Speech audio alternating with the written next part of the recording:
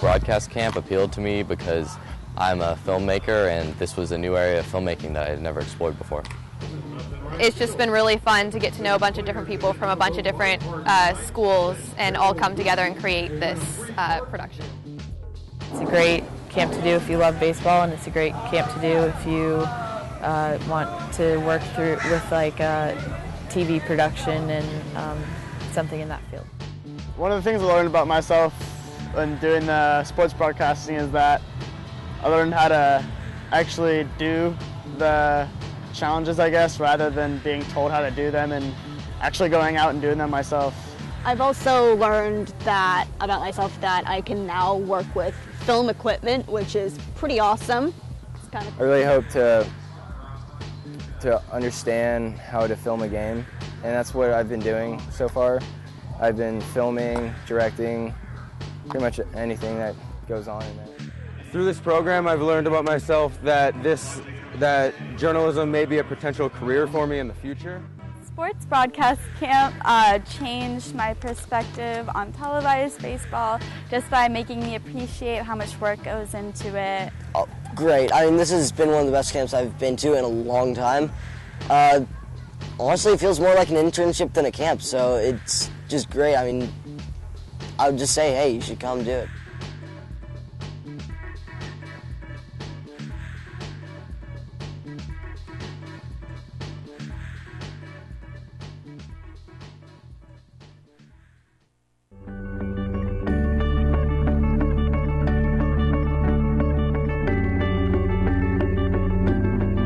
You're watching Marin TV.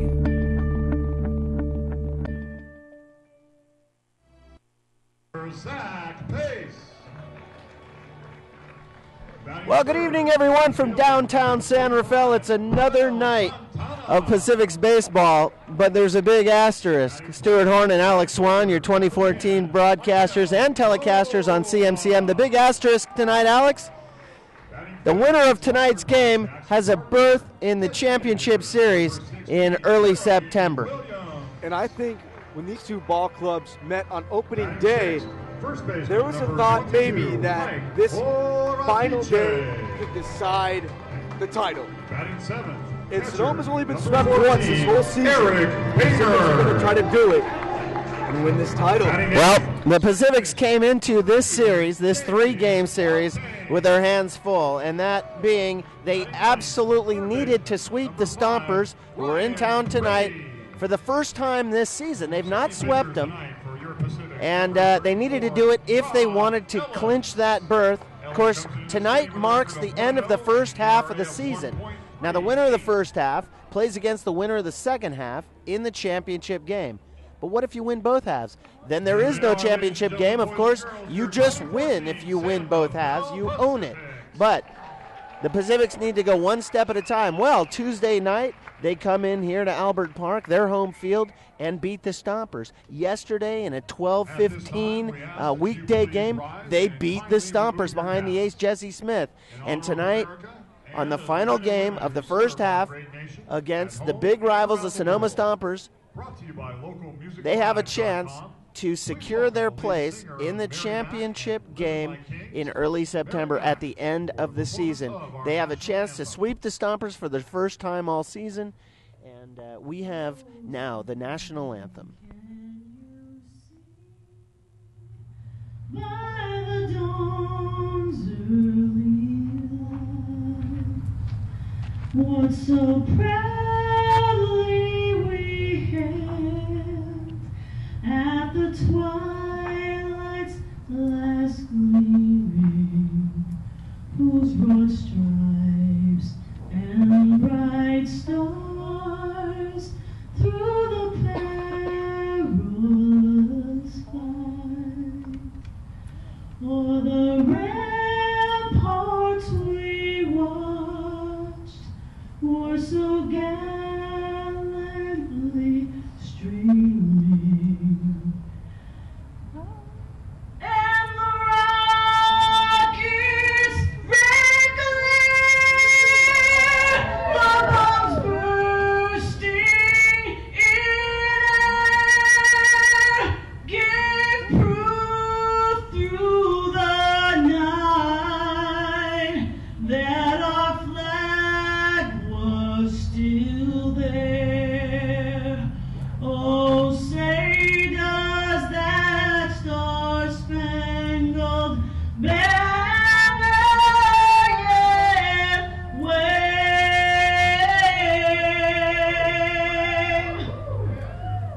o'er the land of the free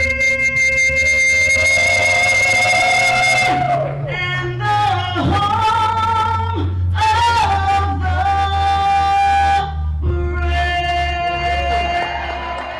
Things started behind a beautiful national anthem in downtown San Rafael. The final game of the first half of the Pacific Association baseball season. Stuart Horn and Alex Swan with you. And everybody around town, everybody I spoke to today, Alex, is pretty excited about this one. We'll keep an eye on that Admirals medal game going over there in Vallejo tonight. But the fact of the matter is, considering the Pacifics won yesterday, it really doesn't matter. One of these two teams will be the first half champion. That is either the Pacifics or the Stompers at the end of play tonight. For the Stompers, Matt Hibbert is going to lead off. Hibbert, the center fielder, batting .250 with 2 home runs and 15 RBIs. He'll be followed by Glenn Walker. In only 8 games, Walker at shortstop is batting .370 with a single RBI, and Jaime Del Valle will catch tonight for the Stompers, batting .388 with 7 RBIs in 12 games. Joel Carranza will start tonight at first base for the Stompers. Carranza hitting cleanup, batting .260 with 10 home runs and 29 RBIs. Steve Renato at third base will bat fifth, batting .269 with 2 home runs and 30 RBIs. Marshall McDonald, the DH, will bat in the 6th hole after 4 games with the Stompers. McDonald is batting .250 with 1 home run and just that single RBI as a result. Reed Chenworth will bat 7th and play left field. Chenworth batting .306. Matt Marquez in right field, batting .250 with 10 RBIs in the 8th hole. And TJ Gavlik will bat 9th, batting .257 with 2 home runs and 12 RBIs. Gavlik at second base. It'll be Hibbert, Walker, Del Valle, Carranza, Renato, McDonald, Chenworth, Marquez, and Gavlik. On the mound for San Rafael, Rob Ellis, who's only been with the team for 2 starts. He's got a 1-0 record in 13 innings pitched. Ellis, the big left-hander, has given up 13 hits, 10 strikeouts, 3 walks, 2 earned runs, and that 1.38 ERA. Defensively for San Rafael, Ravel Santana in left, Zach Pace in center with Mike Hova in right. Pretty at third, Kyriakos at short, Chase Fontaine at second base with Mike Orafice over at first.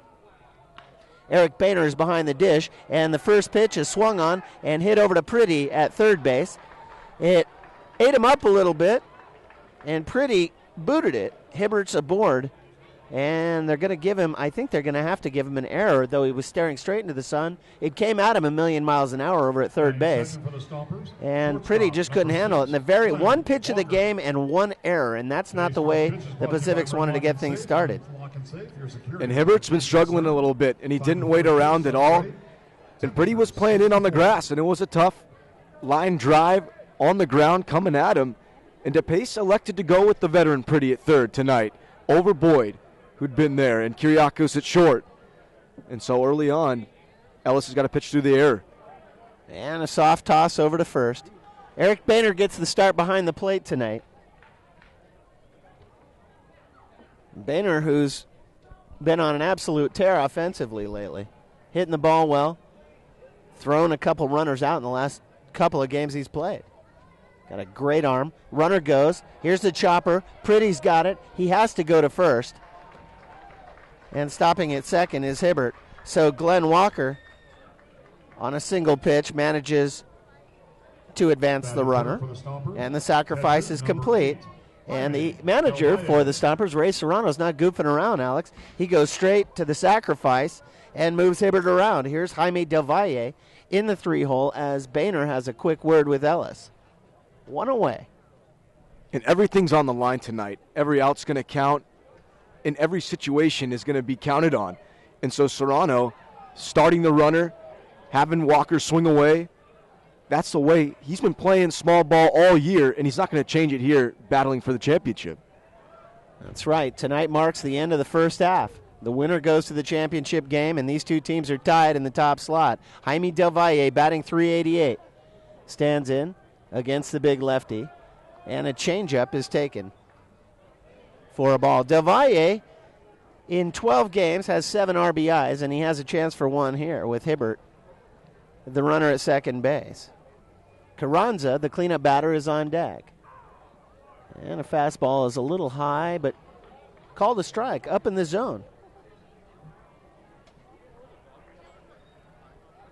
Del Valle, the everyday catcher for the Stompers. And in the game yesterday, Del Valle showed his ability to run and run quickly as he chops one foul down the third base line. Well, he's been huge. They had McAlpine, who had 0 speed behind the dish, and now once they were able to sign Del Valle, once he was released from the Admirals, he has been on fire for them. And when you can have speed on the pass from your catcher, along with this lineup of the Sonoma Stompers, who already has great speed, that's just a huge addition. Hibbert, the runner, at second, and time is called. Del Valle wants to adjust the gloves or stretch out the wrists, or yeah, it looks like his right wrist is a little tight. So he's going to reset in the batter's box. You're watching the 2014 coverage of the San Rafael Pacifics on Marin TV. AT&T Channel 99, Comcast Channel 30 in Marin. Del Valle swings and misses at a slider, and there are 2 down. Beautiful pitch from Ellis. Backed up the slider. Del Valle had no chance. In a strikeout situation, no less. Top of the first inning, no score. Matt Hibbert, who led off, hit the very first pitch he saw over to Ryan Pretty at third base, and Pretty, staring into the sun, muffed it just enough to allow the speedy Hibbert to reach. Glenn Walker then came up and on the first pitch sacrificed Hibbert to second. Now there are 2 away. And Carranza, who had a home run on Tuesday night over the right field wall in the 9th inning off of Colin Allen. That was off a fastball, and I think Ellis knows he's got good enough off speed to get Carranza. 1-0 now to Carranza, and he lifts one to left. To his left is Ravel Santana, staring into the sun, but he's got it. And the Pacifics are able to get out of it without too much trouble. Just the one error, but Hibbert was stranded at second base.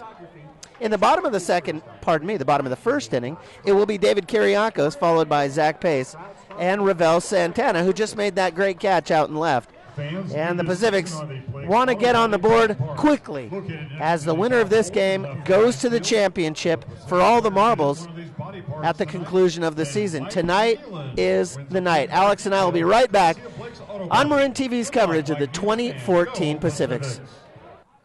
Eric Schweiger is on the mound for Sonoma. Schweiger with a 3.90 ERA. He's 2-2 in 25 1/3 innings pitched. 27 hits, 16 strikeouts against 7 walks, with 11 of those runs earned. Schweiger, a big, tall left-hander. He'll be facing David Kiriakos, Zach Pace and Ravel Santana here in the bottom of the first. And Schwager's been fortunate. The last 2 starts he made against the Metal, he's had 8 runs and 15 runs scored in run support. First pitch to Kyriakos is away, a fastball away. 1-0. Kyriakos batting .218. 1 home run and 6 RBIs. Kyriakos, first-year man of the Pacifics. Just been a great middle infielder. He takes for a strike, 1-1.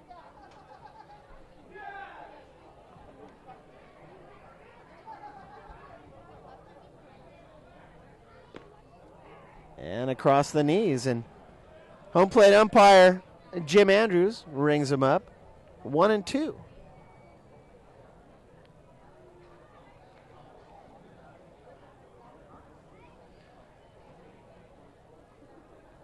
Schwieger spikes one about 40 feet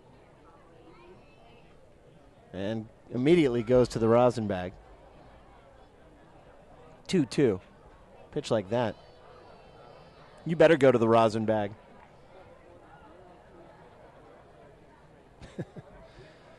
You got to play it off.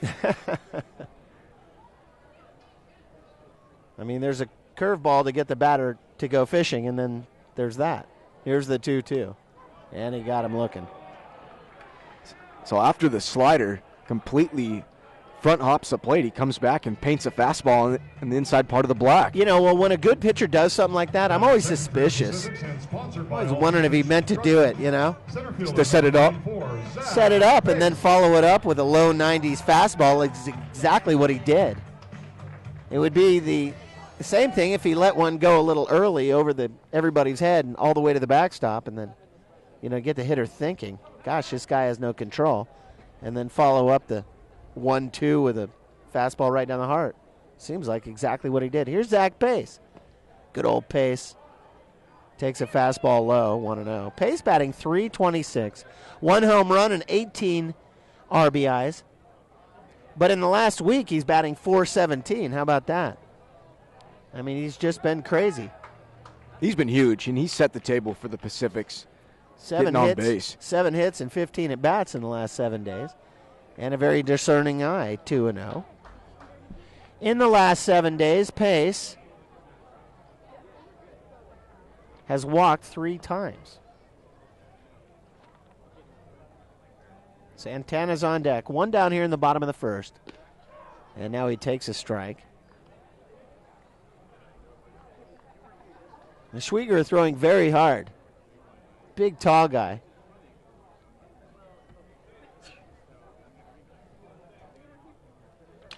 And Pace tears into one. Carranza backhands it, covering Schwieger, drops it, and Pace is aboard. So Schwieger was there, I think, in plenty of time. That was going to be bang, bang. And Schwieger probably had Pace by a half a step, and it was a good flip from Carranza. Schwieger just reached out and couldn't glove it. Pace is aboard now with an infield hit. Carranza had to make a tough play, moving away from the bag toward the second base bag, and backhanded it. And it seemed like Schwieger was a little late in getting there, or at least in getting off the mound. But the big long strides got him there pretty quickly, and had he held on to it, I think they had Pace. And Pace always puts pressure on you as a fielder. Being so quick. Here's Santana. First pitch swinging, and he blasts one down to the Stompers bullpen, just a strike. Michael Hoba's on deck. Santana batting .361. Has only been with the club about 10 days. You couldn't ask for more from Santana. His production's been outstanding. No, he's been great. 1 home run and 4 RBIs, including the big one yesterday in the dirt. 1-1. Zach Pace, the runner, over at first base, 1 away in the bottom of the first inning. Contact the announcer's booth, please. Our home plate umpire is Jim Andrews, and out in the field is Ron Adams. Of course, those two gentlemen switched from yesterday, so you don't have to do plate duty 2 days in a row. That'd be tough as an umpire behind the dish. Yeah, I think it's a lot more work back there. Santana stands in and a soft tossed over to first. Pace is back in plenty of time. It's bottom of the first inning and a 1-1 count. Your attention, here please. on Marin Drake TV. and Sean Boyson, please head down to the Pacific's first base dugout area. Drake and Sean Boyson to the Pacific's first base dugout area. Of course, tomorrow will be the first game of the second half of the season. Everybody starts fresh. And Santana fouls one back to the parking lot, 1-2. So Kiriakos goes 2-2. Pace goes 2-1. And now Santana 1-2. Why is that significant? Well, if you look at the way the Pacific started against, with Rob Ellis, starting against the Stompers, actually, the Stompers came out hitting first balls. First two guys hit the first two balls they saw. Pacific's a little more patient. And another toss over to first. And there's a lot of pressure on both of these starting pitchers to go deep. Both bullpens are spent. And so they got to find a way to get at least 6 out of Ellis and Schwieger tonight. Well, that's very interesting that you bring that up, and a perfect segue. As I had a long discussion with Jesse Smith before tonight's game. Here's a curveball, and it's lifted to short. Walker boots it. Walker can't come up with it. No play. And just like Ryan Priddy suffered in the top of the inning, Walker had to deal with the sun. The shortstop, Glenn Walker, muffed it completely, and now the Pacifics have 2 runners on and only 1 away. It looked like Renato could have easily caught that ball on a fly, and I think Walker hesitated a little bit. And once it kind of short hopped him, it was going to be a tough play to get Pace at second. Here's Michael Hoba after the error on Glenn Walker, the shortstop. Both teams now with 1 error. Both teams just a little jittery in this important game. First pitch swinging, Hoba to Walker to second on the way to first, and he pulls him off the bag, and coming in to score is Zach Pace. A terrible throw from Glenn Walker at second base. Oh, and that's all the credit to Ravel Santana. You going hard to second and make that a tough throw for Walker, and he airmailed it. Chances are you're going to get Hova on a double play, but Santana goes in hard to second, forces the throw up the line, and that scores Pace. That's a huge first run. 2 errors in a row on the shortstop, Glenn Walker. This one on the throw. Check it. The throw was from Gavlik, actually, that pulled Carranza off the bag. Walker fielded it and underhanded it to Gavlik. And Gavlik was the one who hammered the throw. Either way, Zach Pace scores. And the Pacifics lead 1-0. And here's the new guy, Jeremy Williams. Williams, the DH, batting in the 5-hole with Michael Hoba at second base. Santana was the runner who was thrown out at second base in the previous play, and a fastball is swung on and missed 1-1. Mike Orfice's on deck here in the bottom of the first. 2 errors committed by the Stompers already. 1 run in on the hit, the infield hit by Zach Pace. The lone hit so far for San Rafael. 2-1 to Williams. 269 hitter.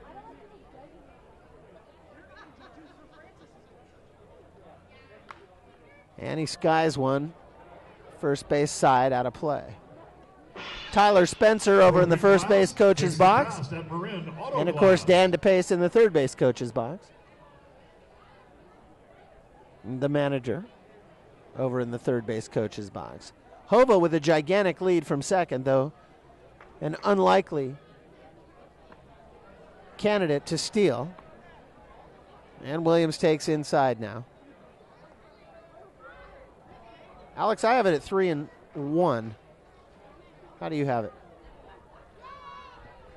The board's at 3-2. I have it. 3-2. Of course it is. I got 3-2. And he walked him. So the Pacifics just kind of keep it going. Keep it going. Orafice now, who's batting .311. But Orafice is batting .348 over the last week. And he's finding his stroke, and he's making pitchers pay. Yeah, in the last 6 games, he's 8 for 23 with a double, couple of walks, couple of RBIs. That's just in the last week. And a splitter is in the dirt. Eric Boehner is on deck here in the bottom of the first. 1 run in. 2 down. Pacific's lead in this must-win game. And, a low strike. And a late call. Well, what we've seen from Jim Andrews' strike zone is he'll give you the low strike, but he'll also give you the high strike. He's got a wide and a tall zone. Here's the 1-1. Schwieger looks Hoba back. And a late timeout is called by Orafice and granted by Jim Andrews. DeValle comes up and does a little gardening behind the plate. And I think everybody's settled down now. Orafice, 1 home run and 18 RBIs. And he slashes one off of the glove of Renato at third. Coming around third is Hoba. Here's the throw from left field. Hoba slides. He's out. Well, we saw this in game 1 when Renato had a shot in the hot corner go off his glove. And I think that sun is just too blinding because he just stuck his glove out hoping for the best, and it went off his mitt. They give Hoba they give Orafice a hit, and rightfully so, as Renato just stuck the glove out there and hoped, and it hit the top of the mitt and ended up in left field. And how about the aggressiveness for DePace sending Hova? Because Chenoweth's got a good arm in left. He does have a good arm, and Hoba is not the speedy Hoba of 2012 when he had the 37-game hitting streak, when he was the MVP of the league. Hova's slowed up a step at least. And watching him slide into home there, the first thing I thought of was, when was the last time I saw Michael Hoba slide? Not this season. Here's Eric Boehner. 2-0 now, San Rafael. Boehner skies one to the top of the grandstands, and it's foul. Del Valle popped out of his crouch, but had no play on it.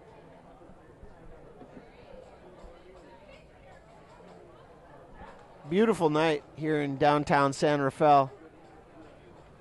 Give you the warm wishes game time temperature in just a moment.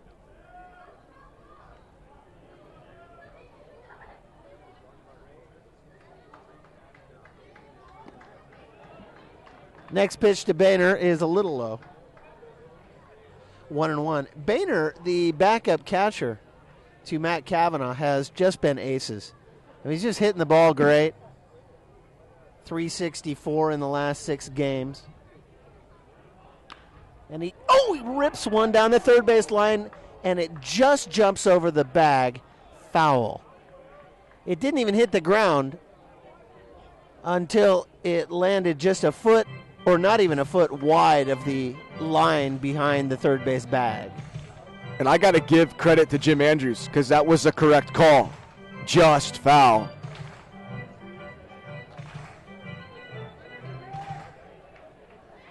Currently 64 degrees here at the ballpark. Feels warmer than that. Sun hasn't set yet, although the shadows are getting very tall. 1-2 to Boehner. 319er. 2 runners on, 2 of them out. Boehner flares one into right field, a fair ball. Coming around third and scoring is Jeremy Williams. And Boehner delivers a 2-out RBI, and the Pacifics lead 3-0. And Schwieger tried to go off speed in the way Boehner's seeing the ball right now. He wasn't fooled. Goes the opposite way, and I'm loving the aggressiveness with the pace at third. He is ready to send runners, no matter if it's Hova or if it's Jeremy Williams. They're rumbling down third. And clutch 2-out hitting for the Pacifics. 3 runs on 3 hits. But the difference have been the 2 errors. One on Renato and one on Gavlik. And it has made the difference. Because you look at, as there's a mound visit that you can see on your monitor, it's made a big difference in that at third base, Renato started it off where there should have been, let's see, Renato, there should have been that double play, but Gavlik's throw. Gavlik's throw. Now that throw was into the sun.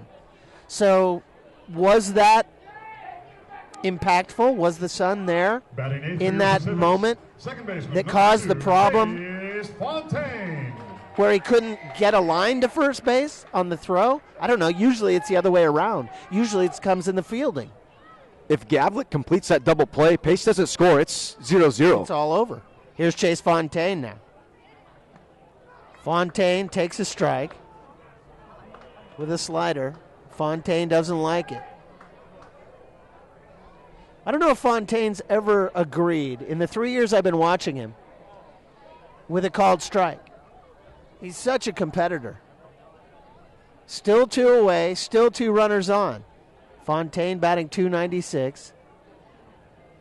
And a slider away is taken for a ball, 1-1. Ryan Pretty is on deck, but for now, it's good old number 2. It's a picture-perfect start for the Pacifics. 3 runs across, and a fastball is flared into right field. And coming around third, here's the throw. It's away from Delvalle, and right behind Orifice is Boehner. They both score 5-0. And it's all unraveling now for the Stompers. Marquise tries to get it in quickly. Schweiger wasn't backing up the play in time. The throw got by Delvalle, and with Boehner's awareness, he saw that instantly and was able to come around and score. Fontaine was on his horse, ends up at third.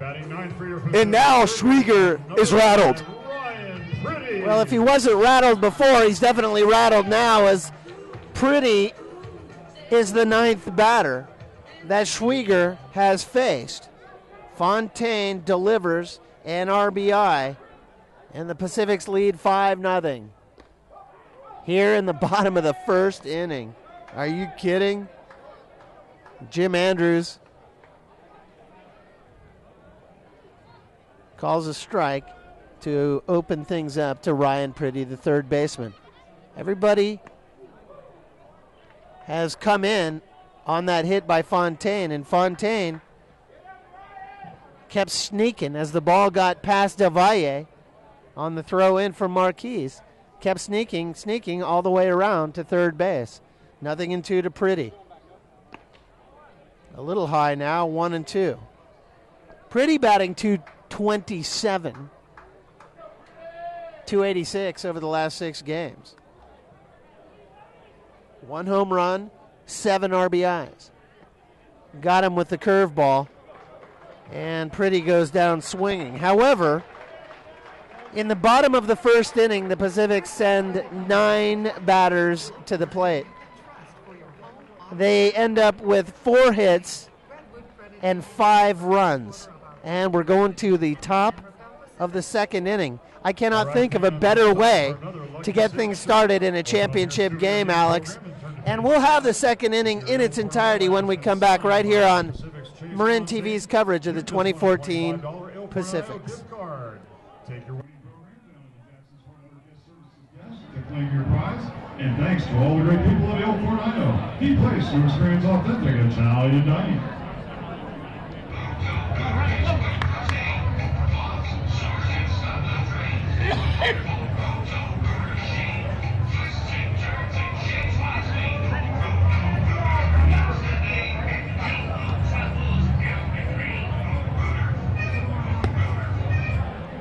Fans, the Pacifics are bringing your living room to the ballpark with the Charles Window and Door Living Room. located on the third base side of the diamond. Lounge in our comfortable patio furniture and take advantage of the VIP window into the Klein Cellars Barrel Room.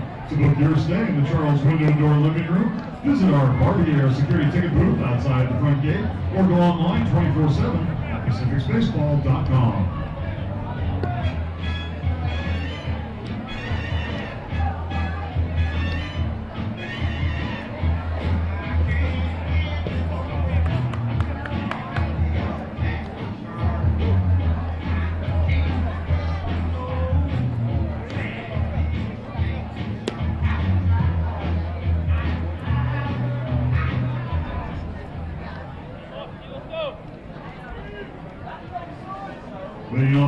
Anybody could have expected that kind of a start here in the championship game, a first half championship.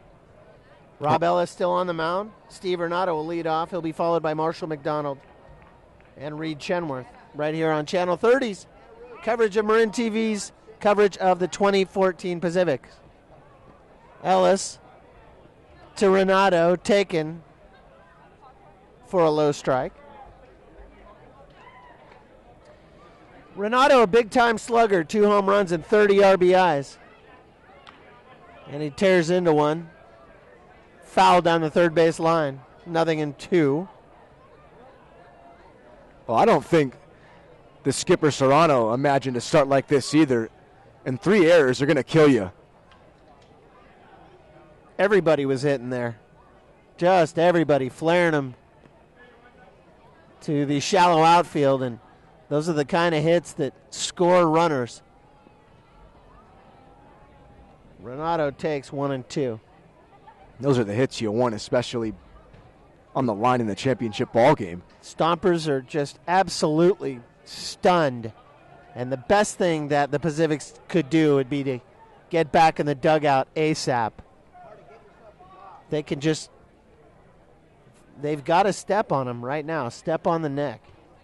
You can't let up if you're Ellis. No. You got to be dialed in still. No, it's too early to think any other way than just the way you approach the game. 5 runs for a team like the Stompers. There's a reason the Stompers have been in first place all this time. In the dirt, 2 and 2. And it's because they can put up 5 runs in absolutely, the blink of an eye. The 2-2 to Renato with those 2 bombs.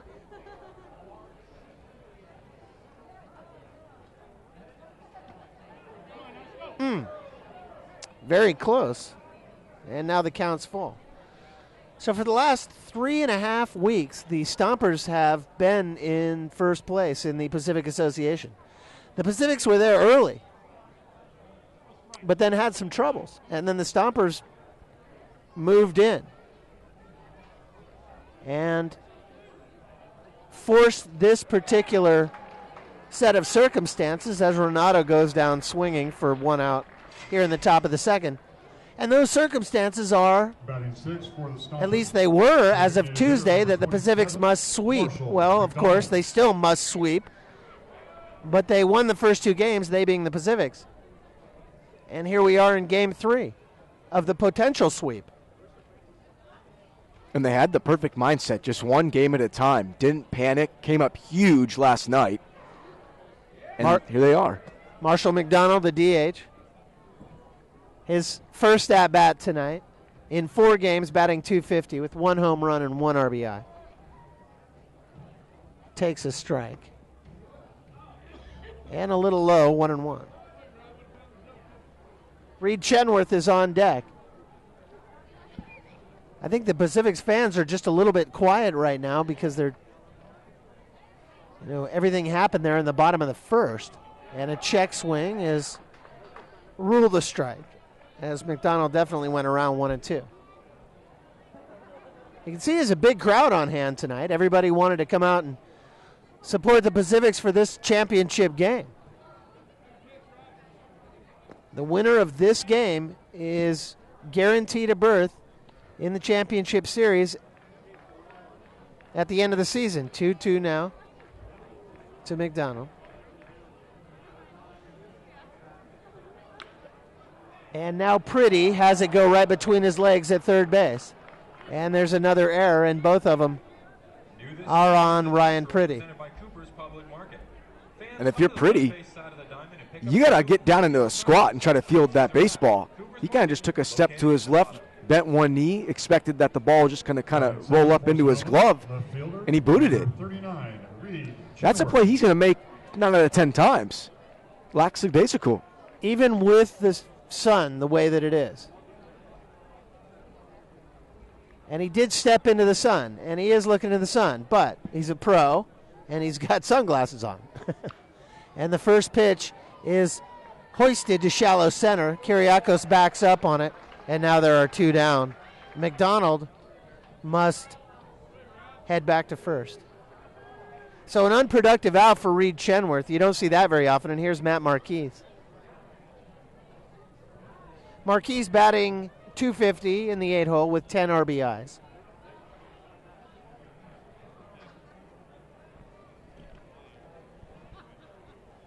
Now batting for Sonoma, right fielder number 23, Matt Marquis. In the last week, he's batting .400. So Marquis on an upward trend, that's for sure. Those guys would. Oh, by the way, fans, if you're in the area, you want to come down and you get a free funky wig. That's what those guys are wearing. And almost everybody in the place is wearing the blue funky wig tonight. Yeah, like those guys. Got a hot dog and a funky wig. 1-1 to Marquis. This is still Marquis' first at bat. The Pacifics sent 9 up in the bottom of the first. And that half inning took so long, it seems like we're in the 5th. But we're only in the top of the 2nd. And a curveball is the half-hearted check swing, 2-2. Well, that's how good Ellis's breaking ball is right now. We saw a half-hearted swing from McDonald, and now from Marquis. He's got great bite to it. Orifice over there holding McDonald on, but it doesn't matter as Matt Marquis goes down swinging. So the error by Ryan Pretty doesn't hurt the Pacifics. And we'll go to the bottom of the 2nd inning. It's going to be the top of the order. The Pacifics sent 9 in the bottom of the 1st when they plated the 5. It'll be David Kiriakos followed by Zach Pace and Ravel Santana. Exactly the way we started things about a half an hour ago. So we'll just do it again, and maybe the Pacifics will throw 5 more up. Who knows?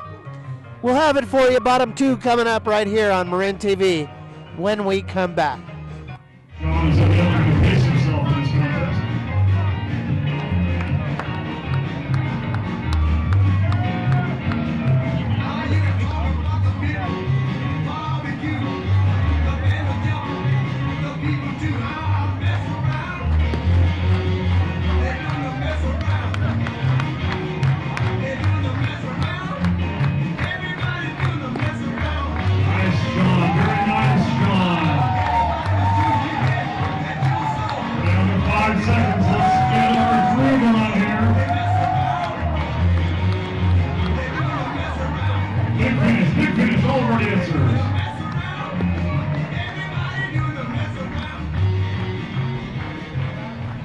All right, Casey Doyle.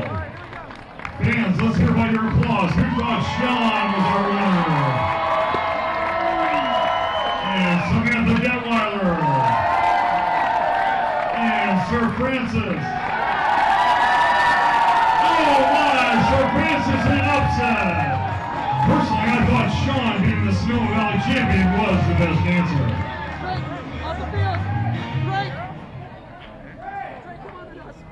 Leading off the 2nd for your Pacific, shortstop, David Kiriakos. David Kiriakos will lead things off here in the bottom of the 2nd inning where the Pacifics lead 5-0 in this must-win game. Gosh, we've been saying that the last couple of days. And nothing could be more true than it is right now. He slashes one over to Glenn Walker at short, 1 away. And since Walker had to wait on that ball, Kiriakos almost beat that throw out. Now batting for your Pacifics, center fielder, sponsored by... But alas, Kiriakos is gone. Here's Zach Pace. infield hit got it all started last time for Pace. He hit one over to Carranza at first, and Carranza had to break away from the bag. The covering Schwieger, the pitcher, didn't quite get there in time, and Pace beat him out. Hey kids, and he if you takes a wanna participate fastball in the high. mascot chase, now's the 1 time and to out. head down to the third base pavilion. You get a And chance to chase it out was to very the break. close at first, but at the end of the day, Schwieger dropped the ball. So they gave Pace a hit as he takes a strike here. But that's where everything got started. There was subsequently an error on Walker at short on the very next batter, who was Santana. And now it's 2-1. Hoba then with an error on the throw by Gavlik, and everybody started to score. And when the dust settled, the Pacifics were up 5-0 after one complete. Well, here we are in the bottom of the second, and Zach Pace is on the precipice of getting something started again. 3-1 to Zach Pace, center fielder, and he walked him. Once again, kids, if you're 12 Schwieger just can't locate his fastball. Back-to-back heaters, and they were high. The second walk issued by Schwieger tonight, the other to Jeremy Williams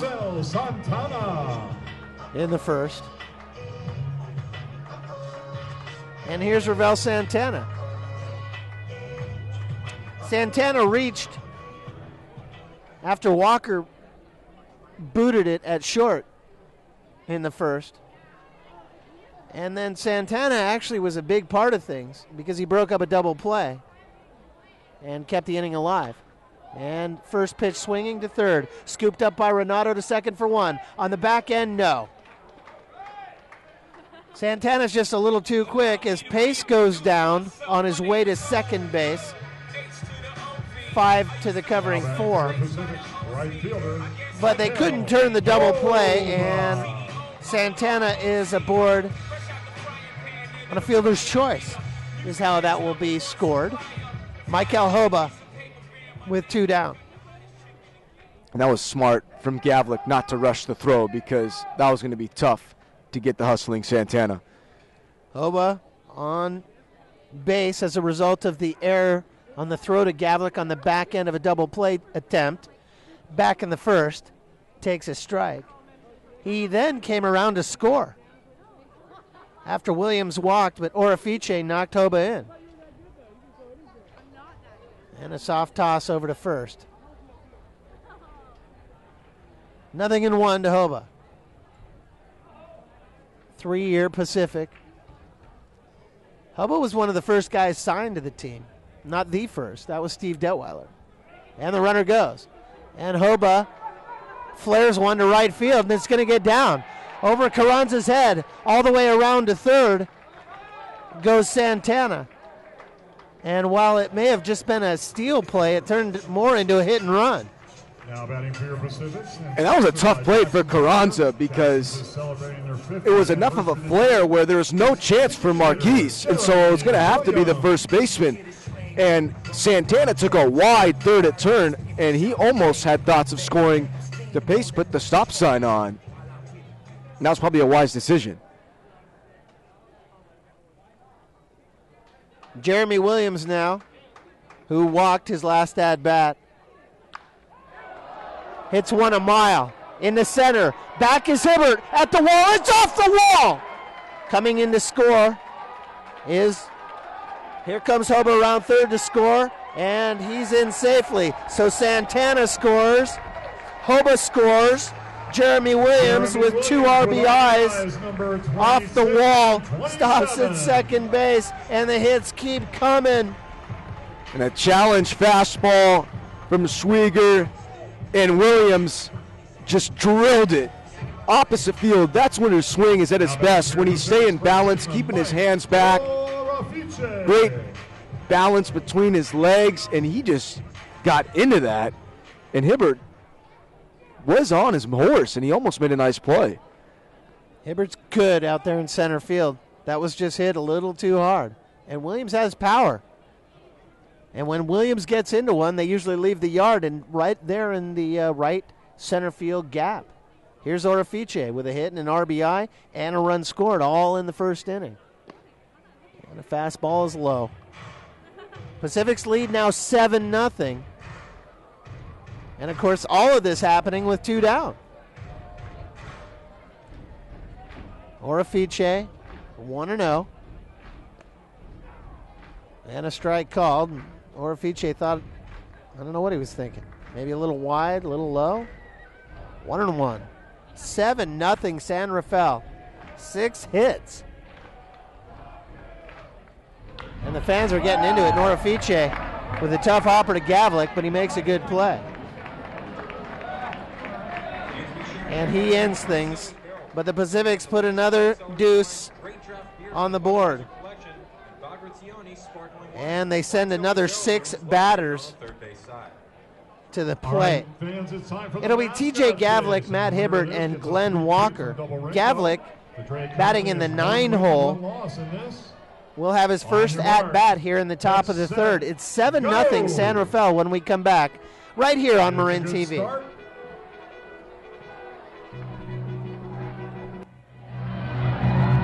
They seem to be gaining on the Drake. Drake gets a little obstacle there. Oh, he slips out of the tackle. Down goes the Drake. With an assist from Zach Pace. We'll sort out our winner and find out who wins the sweet treat from Double Rainbow. This weekend is the Sun and BMW weekend featuring the Future Prospects Skills Challenge on Friday night and the Jose Canseco Home Run Challenge on Sunday. Jose Canseco will be here to take on the Pacifics of Jeremy Williams and Johnny Woodward and one of you lucky fans. To purchase tickets for this weekend and the rest of the Pacific season, visit Barbier Security Ticket Booth at the main entry gate or go online at PacificsBaseball.com.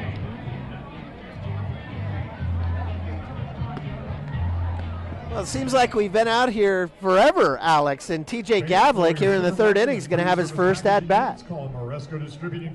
Pacifics lead 7-0. Stuart Horn and Alex Swan in this championship game. It's for all the marbles of the first half.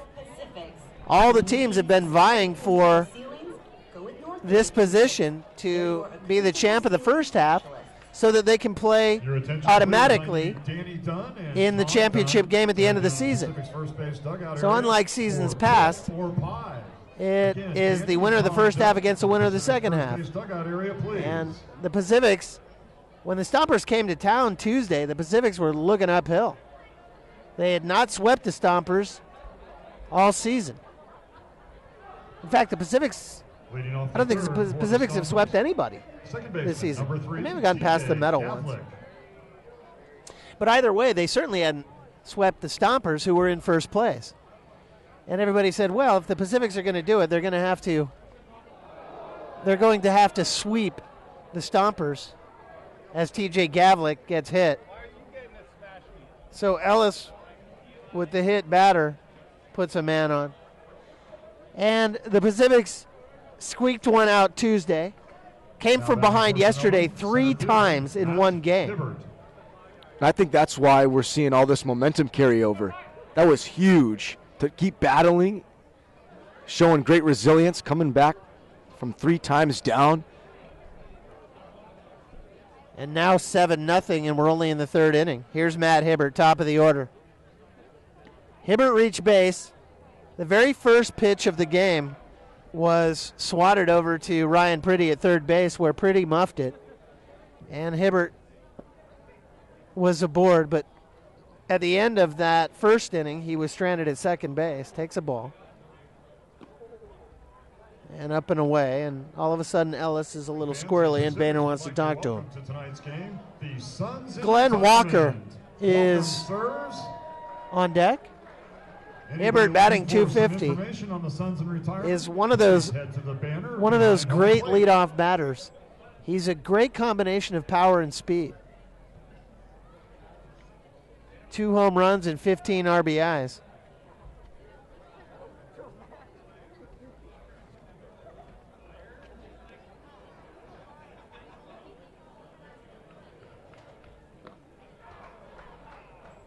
and takes a called strike.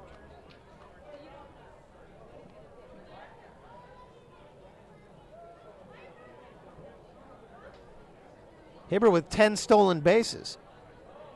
Ooh, takes the cutter up and in, 3-1. Boy, that was close. Gavlik is the runner over at first and still nobody out. And he has 6 stolen bases, and Hibbert walks. And the only thing Ellis doesn't want to do is put runners on. And here in the third, he puts 2 on consecutively. Well, whenever you have a lead as a starting pitcher, you can challenge. That's kind of the leeway you have. Free passes can come back to bite you, and even though you have a 7-run cushion, you don't want to start here and get to that habit. You don't want it to be 3 runs all of a sudden. And here's the first pitch to Glenn Walker. Walker with a sacrifice back in the first.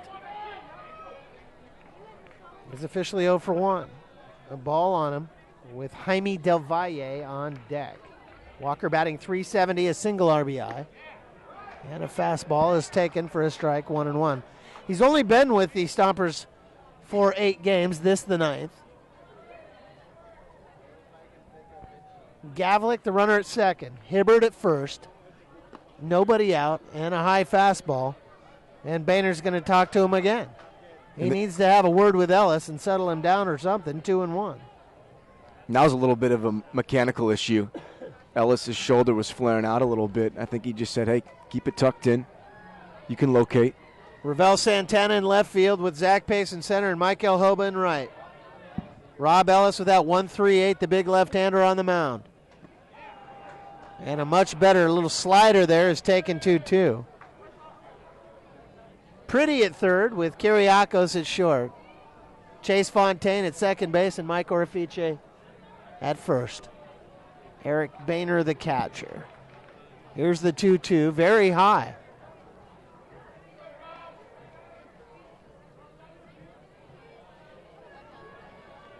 Well, this is the first moment of real significance other than the very first pitch of the night for Ellis.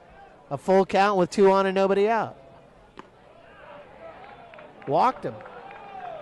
You're not going to get that call when you can't locate. And this has become a stressful inning now for Ellis.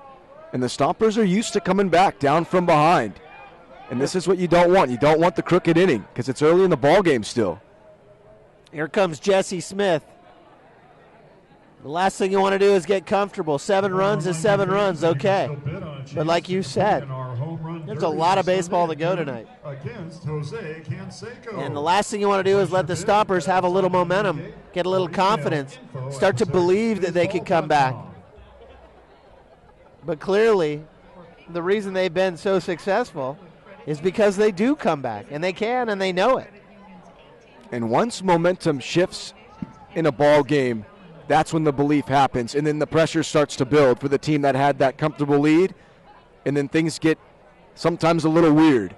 And so Ellis has got to realize he's still up 7, make good pitches, and it's okay if he gets tagged for a couple. You just got to stay out of the big inning. Gavlik at third, Hibbert at second, Walker the runner at first. 1 hit batter and 2 consecutive walks. And here's Jaime Del Valle, the 3-hole hitter, batting .388 in 12 games, 7 RBIs.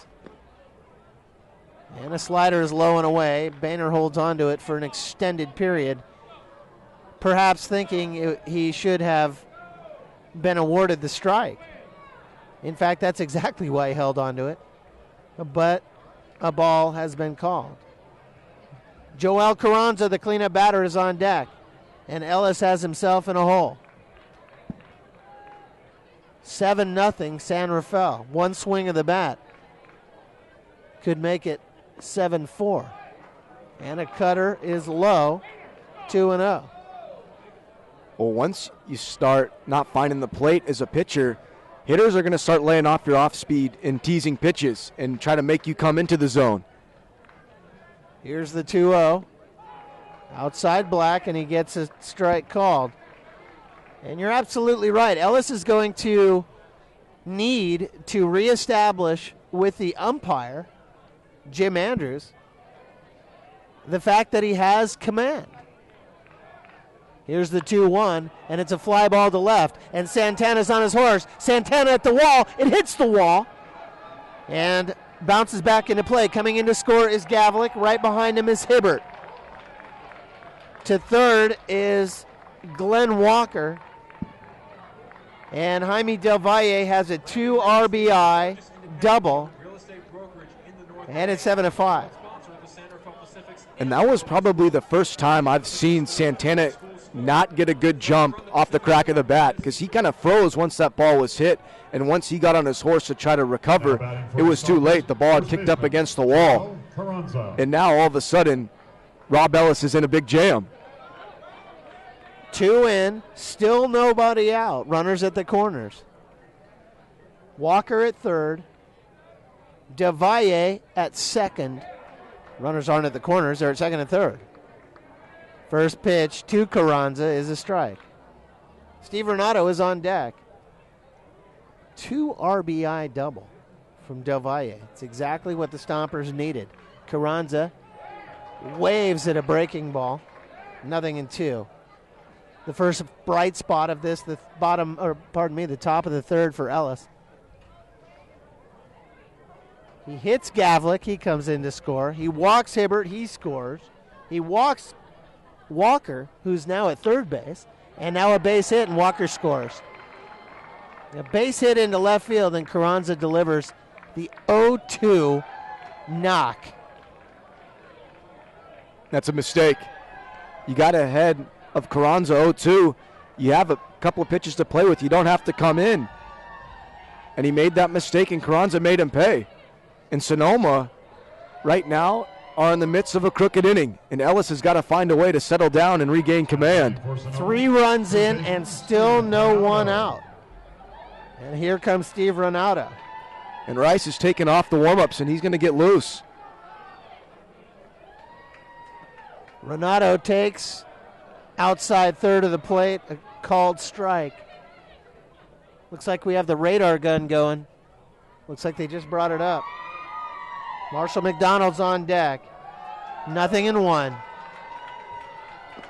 Swing and a miss. 67-mile-an-hour changeup. Same situation here. Now you got Renato ahead 0-2. You got to be smart about where you want to locate. He was ahead of Carranza 0-2, and now Renato, the number 5 batter, and he finally gets a strikeout against a tough hitter. Renato struck out twice tonight, this time on just 3 pitches, 1 away. Oh, he's been the Pacific's killer along with Ray. And Renato has struck out 6 times in this series, and that was a big strikeout for Ellis.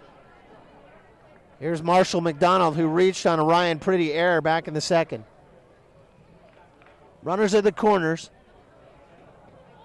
As a breaking ball in the dirt is taken, 1-0. McDonald in 4 games, batting .251, home run, and 1 RBI.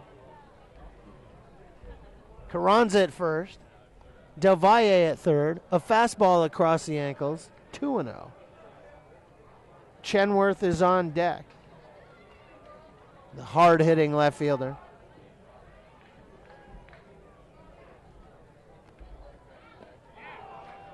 There's a slider taken for a strike. And he's taken all day. He just laid the bat on the shoulder.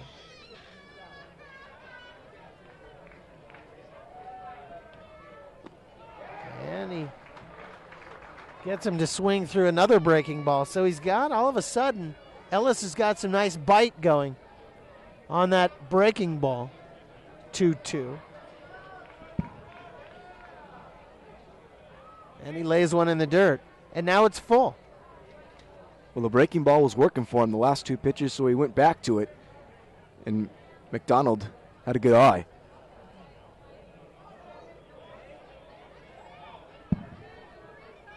Carranza at first base is not a threat to steal. In fact, he hasn't stolen a bag yet. This is a big pitch.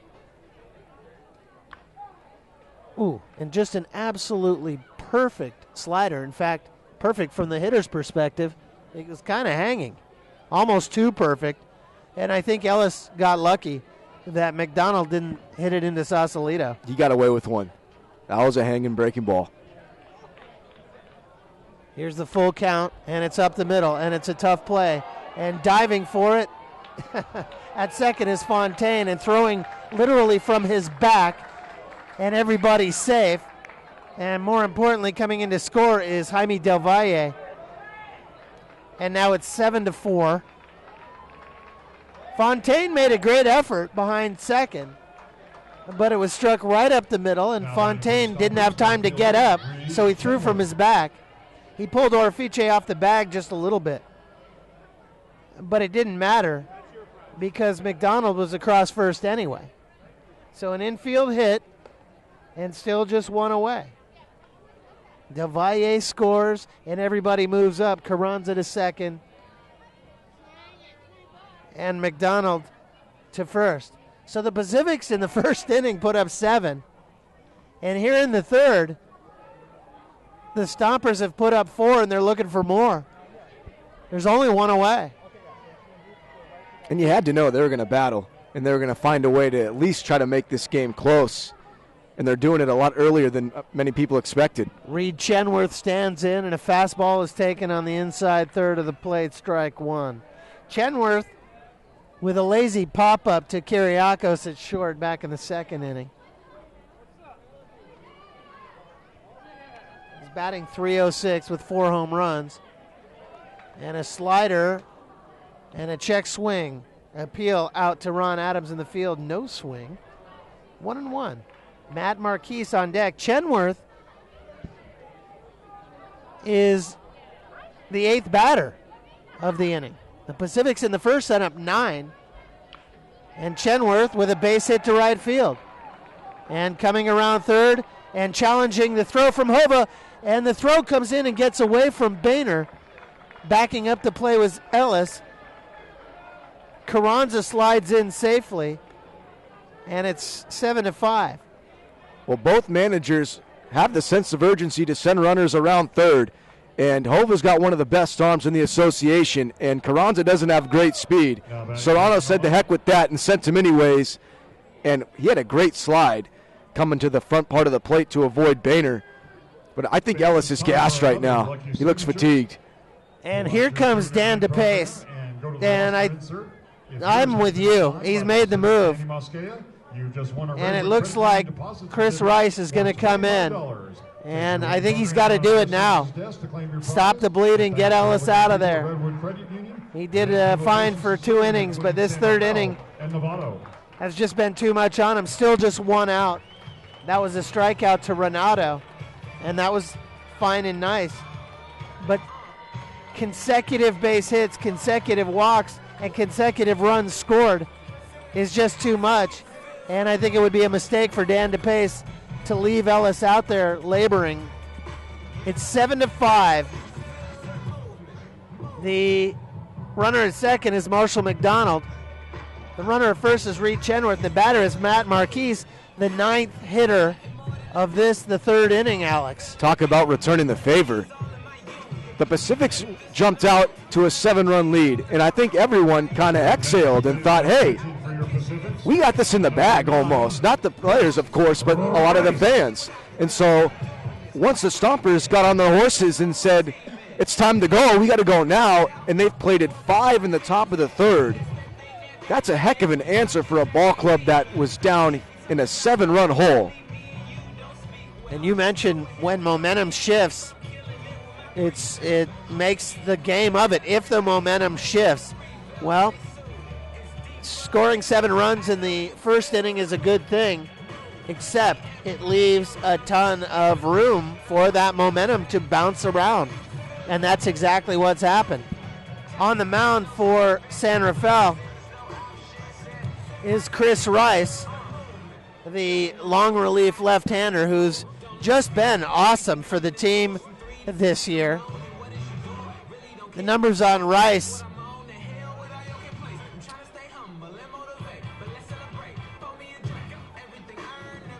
well, we'll see if we can come up with those numbers. I suspect that you have them handy. Rice is one of those power pitchers who has thrown in 15 games in 28 innings. He's given up 26 hits, 8 earned runs, 7 walks against 29 strikeouts, a 2.57 ERA, and he inherits those 2 runners. And I think this is a good move to bring him in. Here we go. Rice looks the runner back, and the first pitch is outside. Now batting for the Stompers, right fielder Matt Marquise. We'll see how much juice Rice has as he pitched 2/3 of an inning last night. And that's the question. He was beat up before last night. He's pitching every day, and it's just too much. And talking to Jesse Smith before the game about who's available. And outside from Rice to Marquise, who's batting .250, 10 RBIs to the right fielder, Marquise. And it's 0-2. TJ Gavlik's on deck. Marquise represents the 9th batter of the inning. And a chopper over to Pretty, and he can't get it. Into the hole, Kiriakos, and he holds on to it. And the bases are loaded. And the hits keep coming. And they're finding spots where it's just too tough for Kiriakos to make that throw that deep in the hole. And earlier in the game, the Pacifics were getting the knocks, the floaters over the head into the outfield, and now the Stompers are getting the infield hits, so it's kind of going both ways. That's the 5th hit of the night for the Stompers.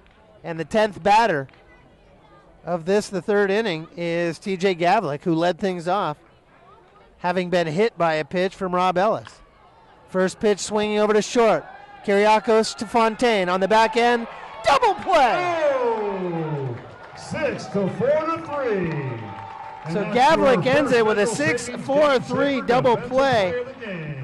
And the Pacifics, Chris Rice gets him out of it. Holy mackerel, what a top of the 3rd. Well, fans, we have a game again. That was huge.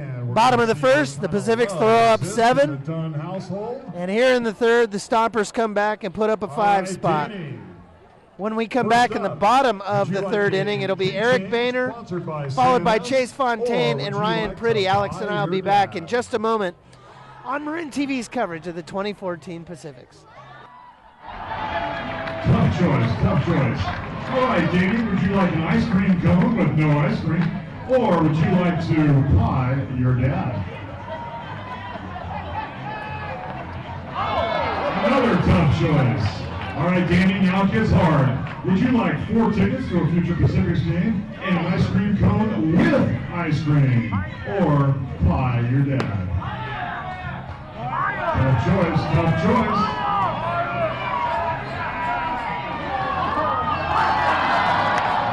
Thank you, Danny and Tom Dunn. And Marin J sponsored Pick or Pie. Hey, you folks in the grandstand, Casey Doyle wants to know, would you like a Pacifics rally towel? Show your spirit. Let Casey know that you're here for the Pacifics. These rally towels are sponsored by Barber Lane. Who wants a Barber Lane rally towel?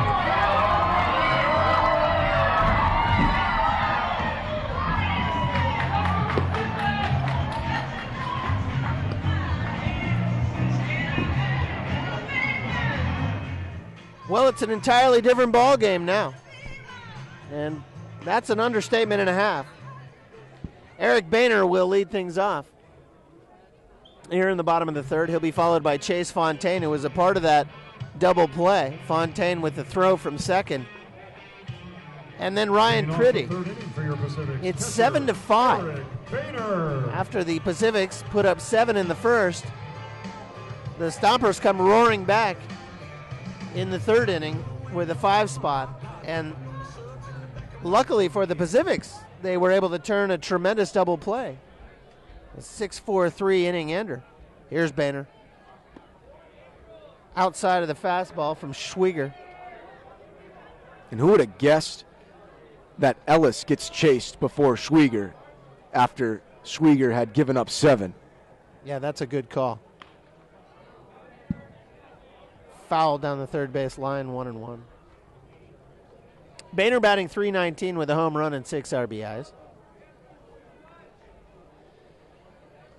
Make it 7 because he got his 7th RBI back in the first inning as part of that big 9-hitter rally, where he ripped one between first and second. And he pops one up here. And coming over is Carranza in foul ground, and he makes the catch, 1 away. And he had a long way to go. And that was a nice play as he had the fence right up near him. That was a tough play. A lot of foul ground out here at Albert Park, that's for sure. Here's Chase Fontaine. Fontaine batting .296. He's got new walk-up music. In fact, I talked to him the other day. Fontaine and I went and played golf, and I said, what happened to the Fly Me to the Moon walk-up music? And he said, I didn't even notice. Did they change it? I thought the walk-up music was there to pump you up. That's what I thought, that the players chose their own song.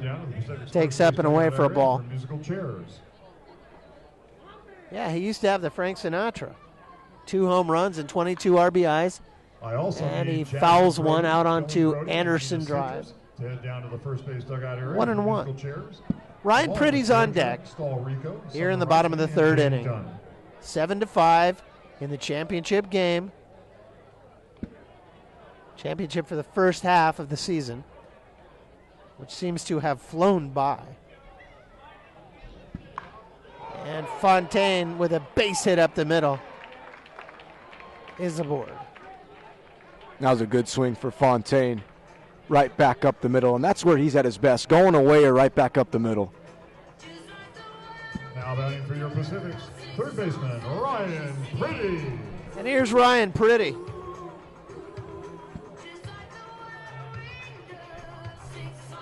Pretty batting .286 in the last 4 games. .227 overall. 1 home run and 7 RBIs. And he squares to bunt, pulls up, takes for a ball. A strikeout victim to end the bottom of the first when the Pacifics had all that momentum going.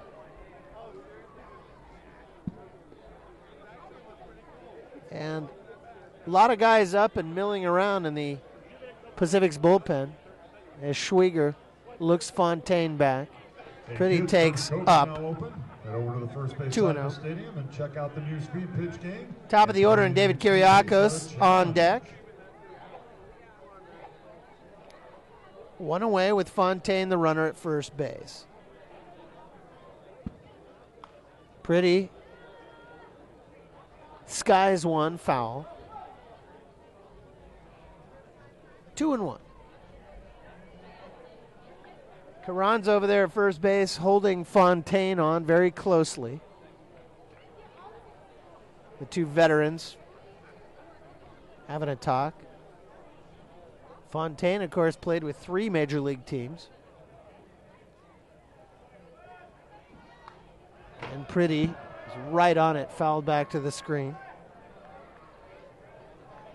I think Schwieger got away with one there. That was belt high, and Pretty just missed it. There's Colin Allen working out, Pacific's closer. Hopefully the Pacific's and the Pacific's fans will see Allen later in the game. 2-2 to Ryan Pretty.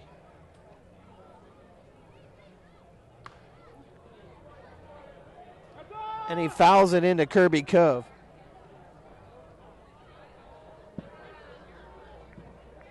Where all the kids are playing, but we've got so many chaperones and people, adults out there watching. There's no way a kid could ever get hurt in Kirby Cove. It's just a great place to hang out if you're a kid, playing wiffle ball and goofing around. Runner goes. Fontaine's on the move. Delvalle throws down. Fontaine is hurt.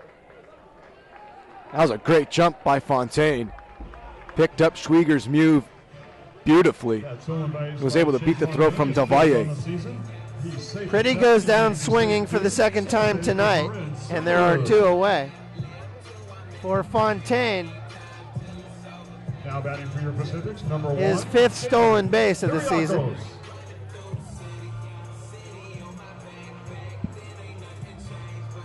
And here's the top of the order in Kyriakos with Fontaine at second. Oh, the Pacifics would love to throw up another one. Well, this is a big at bat here. The Pacifics have been clutch tonight with the 2-out hits. And so with Fontaine in scoring position, Kyriakos knows his job. They're going to try to get that one back.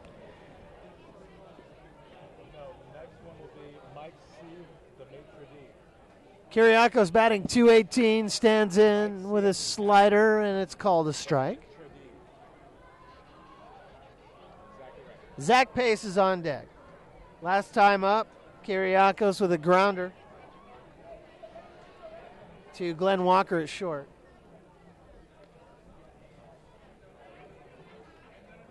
And he takes up and in and buckles back. And it got him in the elbow. So Kyriakos takes first base. That must have grazed him. And Serrano wants an explanation. Well, as I said, up and in, but Serrano can say anything he wants, but Jim Andrews heard it. And Kyriakos has the protective gear on that left leading elbow. And obviously Andrews heard it. Now batting for your Pacific, sponsored by Alton Construction. And here's Zach Pace with 2 out and 2 on. Zach Pace. Pacifics with just a 2-run lead, which is much slimmer than that 7-run lead they once enjoyed. And I think if you're Schwieger, you're a little bit hacked off at yourself because you probably don't want to be facing Pace right now the way he's swinging the bat. Pace takes in the dirt, ball 1. He had a hit, an infield hit, back in the first and then walked in the second. Ravel Santana's on deck, who's also been on base a couple of times, as has Michael Hoba. And Pace up the middle, and diving for it is Hibbert. He drops it. Coming around third and scoring is Chase Fontaine. Stopping at third base is Kyriakos. And Hibbert. Pace delivers the RBI straight up the middle. Hibbert with a do-or-die dive play just couldn't hold on to it. And he had a great jump. And it was going to be tough as he came sliding in. And anytime you got to get the glove up while you're sliding, that's going to be a tough play. But he couldn't make it, and that would have helped Schwieger out. If he could have somehow came up with that baseball, that would have gotten him out of the inning. Instead, it's 8-5. Pace with an RBI. Credited with a hit. Pace now 2 for 2 on the night. Santana, who reached in the first on an error, and Pace goes, and he'll slide in uncontested.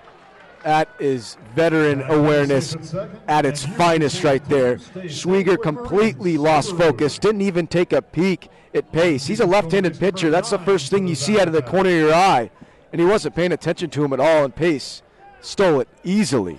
I can't imagine that there would have been a throw to second anyway, under the circumstances. And a swing and a miss by Ravel Santana, 1-1. 8-5, Pacifics on 8 hits. 5 runs on 5 hits for the visiting Stompers. Santana 1-1 with 2 away. And you called it, partner. All this happened with 2 outs. Breaking balls in the dirt. 2-1. After Pretty struck out, you said, well, the Pacifics need to get something going with the 2 outs. And that's exactly what happened as Kyriakos got hit by the pitch, and then Pace with the shot up the middle, and now the stolen base. And Santana can make it hurt right here. 2-1. Up and away, 3-1. Michael Hoba's on deck here in the bottom of the 3rd inning. Pacifics have committed 2 errors. And 3 committed by the Stompers. And those errors have been a big part of the score of this game. 8-5, Schwieger comes. Fouled back to the screen, count is full. Santana with 1 home run and 4 RBIs is batting .326. We're in the bottom of the 3rd inning. Now, Schwieger has a decision to make. He can come in and challenge Santana, or he can try to get him to go fishing, but that leaves Hova looming on deck. Here's the 3-2, and he waited on it nicely over to 3rd. The long throw by Renato is in time, and Santana is gone. It's time for the Roadside Barbecue Musical Chairs Roundup. However, the Pacifics put 1 more up, and now it's 8-5. And the Pacifics have scored in all 3 innings so far. Exactly what they needed to do is put up at least 1 more run following the 5-run top of the inning by the Stompers. And it looks like it's going to be the top of the order in Matt Hibbert, Glenn Walker, and Jaime Del Valle as we go to the top of the 4th inning. 8-5 Pacifics when we come back. Alex will have the play-by-play right here on Marin TV.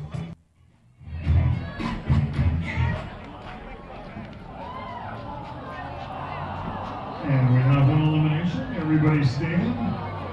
And here we go.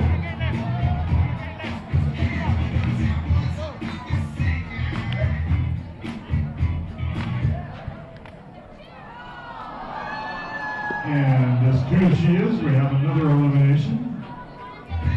Here we go.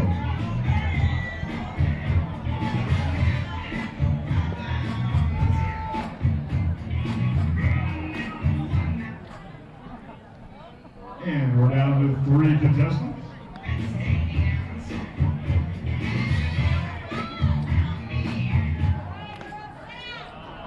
And here's our 2 finalists.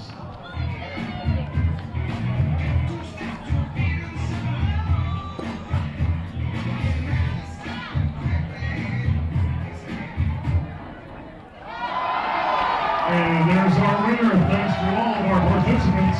Head on down the roadside for some lip-smacking hot quarter slamming barbecue. Enjoy a nice cold beer out on the patio or watch the game on their big screen TVs. At Roadside came to your next office event or party. Baseball and barbecue. Does it get any better?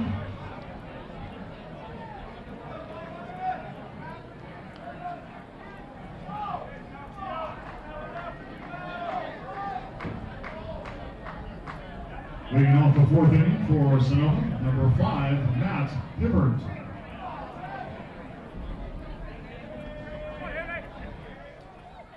Top of the 4th here at Albert Park, and Matt Hibbert will lead it off. And it's Chris Rice out for his 2nd inning of duty. First pitch to Hibbert is a strike at the knees. It'll be 0-1. Hibbert 0 for 1. As he walked back in the 3rd and reached on the pretty air to lead off the ball game.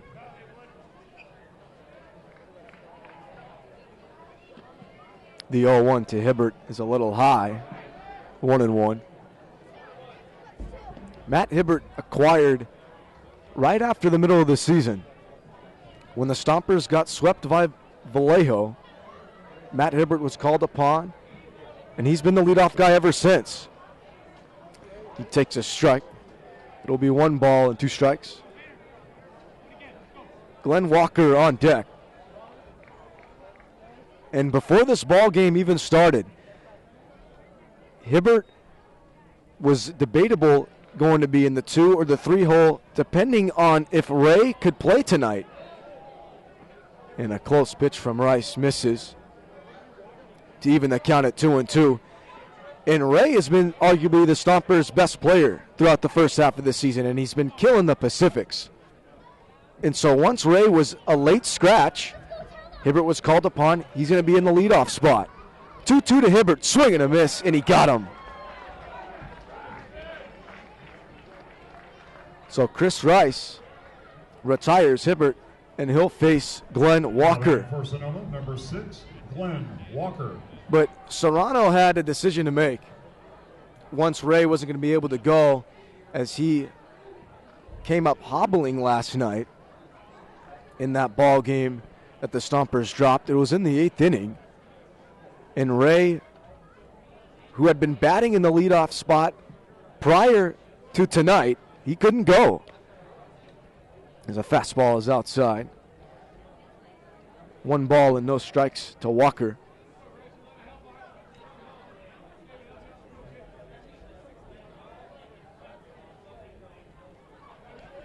Rice winds and delivers.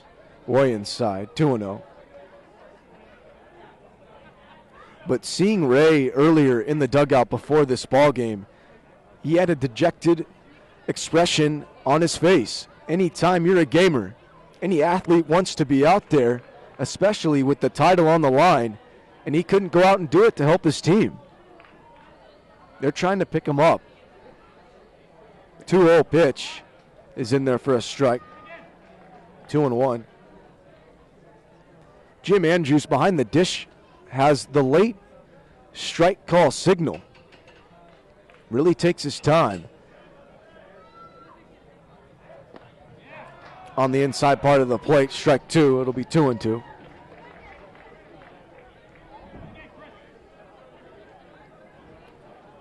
Walker 0 for 1 on the night. He walked back in the 3rd, as that's when Ellis had his troubles. He walked back-to-back hitters. Here's the 2-2. Fouled back, and we'll do it again.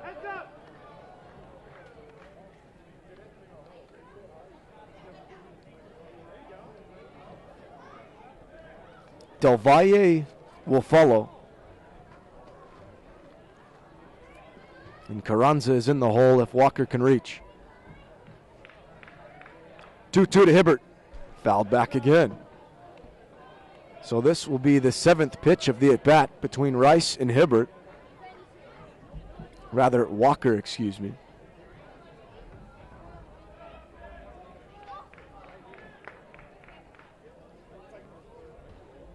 Rice kicks and delivers. On the ground, foul.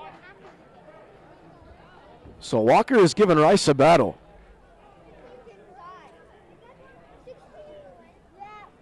And it'll be interesting to see how long Rice can go, as he's pitched in 2 of the last 3 outings. He's a hard-throwing left-hander, reaches 91 to 93 on the gun. Here's the pitch. Got him looking. So back-to-back strikeouts for Rice. And here comes Jaime Del Valle. Well, there's Now batting for Sonoma, number 8. There's one battle won. A lot of pitches, but... And, you know, Jesse Smith is one of those guys who says, I don't even like strikeouts. It requires too many pitches. Well, there's an 8-pitch strikeout. So you could say, well, Chris Rice won that battle, yes, but Walker made him work for it. Del Valle takes outside, 1-0. Of course, you got Kirshner waiting. And, you know, one of the things that I talked, Alex, to Jesse Smith before the game, and he said in a championship game, does anything go? In other words, could you pitch anybody? He said, yeah, I want to throw out there whoever's going to get us a win. And we've seen managers do that throughout the whole course in any sport. They go with who's ever their best. Del Valle fouls it off. It's 1-1. And we're talking about how much Ray has killed the Pacifics. Well, Del Valle came into this series against the Pacifics batting .556 as he fouls it off his foot. And Jim Andrews motioned for a foul ball. It'll be 1-2. I even went so far as to say, remember in the 2012 World Series when Bruce Bochy brought Tim Lincecum in late in the game? Jesse said, yeah, I remember. And I said, well, is it beyond the realm of possibility that if the situation called for it, that the Pacifics would bring a starter in, like Patrick Conroy, who's scheduled to go tomorrow. But and Jesse said, the fact is I'm going to bring in whoever's going to get us the win. Whether that's a starter or not, it doesn't matter. Whoever's hottest. So, no, it's not totally out of the question. I respect that. 1-2 to Del Valle. Curveball is outside, 2-2. Well, in a pitching coach position, I think you got to do anything to win. And you're making a good point because Jesse Smith, of course, I failed to mention this, is the pitching coach as well as the ace of the staff. On the ground, foul. So Rice throwing a lot of pitches here in the fourth. But if it's a starter who can come in for an inning to help out this tired bullpen, you got to do it. Got to do it. The only guy, I guess, who'd be off the table is Jesse himself because he just pitched last night. Del Valle swings and misses. For strike three, Chris Rice strikes out the side. That means everybody on your feet. So a nice shutdown inning for him. We're going to the bottom of the fourth where it will be Hova, Williams, and Orafiche. You're watching the 2014 coverage of the San Rafael Pacifics on Marin TV. We'll be right back.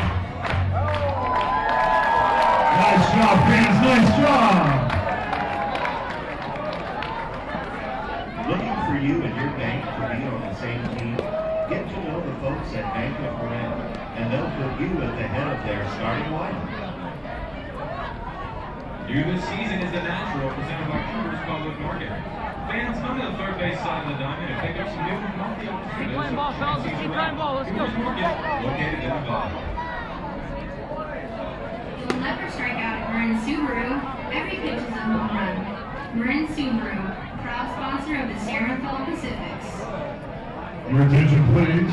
Summer Reisling and Eleanor and Annalie Komodo, please head down to the Pacific's first base dugout area for the Dizzy Bat race. Welcome back, everybody. It's an 8-5 ball game in favor of the home team, the San Rafael Pacifics, right here in downtown San Rafael.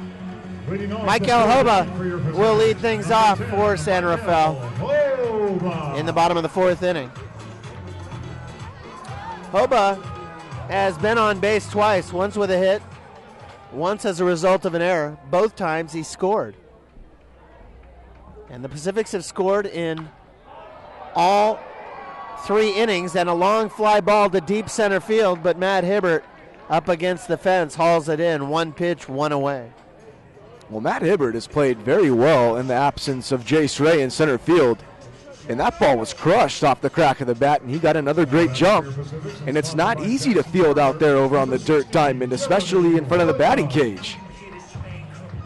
Hoba with the high, hard one. Let it fly, but to the deepest part of the yard. Anywhere else, that's out of here. Here's Jeremy Williams. And he lifts one to right field. Coming in is Matt Marquise. 2 away. 2 pitches, 2 outs. Well, that's exactly what you want if you're Schwieger. The Pacifics have scored at least 1 run in the first 3 innings, and here in the 4th, it's going to be a tall order for them to do just that, and that is to keep it going. 2 away, and here's Orefice. Batting .311. Orefice squares to bunt, holds up, ball 1. 2 down here in the bottom of the 4th. Had an RBI and 2 RBIs back in the first inning. His 19th and 20th of the season. And he takes away 2-0. And then a ground out in the second.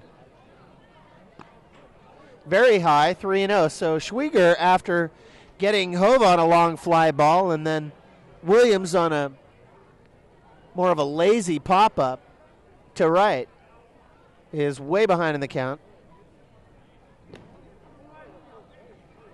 And now it's 2-2.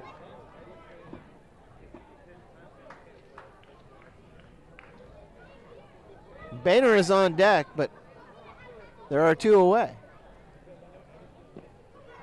And check swing is called a strike. So, okay, my original assessment was correct. I made the mistake of going with the scoreboard there, Alex. And now the count's full. So pardon me, fans. High. Fastball is swung on and fouled back to the backstop. We'll do it again. So when I said he was way behind in the count, in fact, I was correct. I said that, and then I looked at the scoreboard when it said 2-1. And why I do that, why I believe that scoreboard, I'll never know. And Orefice heads down to first. Well, that was a good at-bat from Orefice. 1, 2, 3, 4 walks and a hit batter for Schwieger tonight. And here's Boehner. It's as if both teams are still playing a little bit of nervous ball. I think there's a little tentativeness still going on out there. I think you're right. Boehner with a pop-up to Carranza in foul ground, his last at-bat. Did have a hit to right field and an RBI back in the first inning. Seems like everybody had a hit and an RBI in the first. When Schwieger picks off, he has the most recognizable move when he's going over to first. He's got to disguise that better. And Boehner takes low as Del Valle throws back and it gets away from Schwieger. And nobody's near it. Once again, I need Summer Reisling. The throw back got over Schwieger, and that's not easy to do. He's about 9 feet tall. And you know, if Orefice had been heads up, he might have been able to do get an aggressive jump, although it's easy to say in hindsight. If that's Tillman Pugh, he's taking second. I think you're right. Pugh is one of those guys that's always on his tiptoes, ready to go. And a long fly ball to left field. This has home run distance, but it's foul. And Boehner unloaded, and Del Valle is going to want to talk to Schwieger about that last pitch. Well, that was a mistake. And Boehner's kind of taking a walk here, too, because he just missed a home run. That was crushed. Yeah, and crushed is an understatement. Tickets available for tomorrow night, fans. Right here at the ballpark. And while the CM schedule says television tomorrow night, I believe there is none. I think tonight was the night. And indoors, it's a 1-2 count, as it's called a strike. And to be honest with you, I'm really glad tonight was the night. Yeah. I got to thank Scott Calhoun for putting that together. Well, it was a good move, because tomorrow is the first game of the second half of the season. And not that it doesn't matter. Of course it matters. Every game matters. but it doesn't matter like tonight matters. Tonight's the big one. So CMCM made the adjustment, and that's what you have right here. 1-2 now. The check swing from Boehner, and it gets away from Del Valle. The throw down to second is there.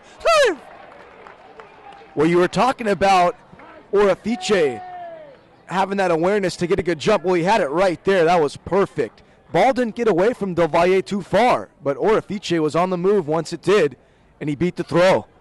He did get the jump, and, I was talking about on that last play where it got away from Del Valle, and if Orifice had been looking, he could have gone, but in fact, the ball was dead, which is exactly why he didn't go. Once it landed in the dirt, it was blocked cleanly by Del Valle, and Jim Andrews called it dead. And Boehner's on this one, and it's fouled back to Kirby Cove and out of play. Chase Fontaine is on deck. On the season, that was stolen base number 5 for Mike Orifice. And that's Orifice's 5th stolen base.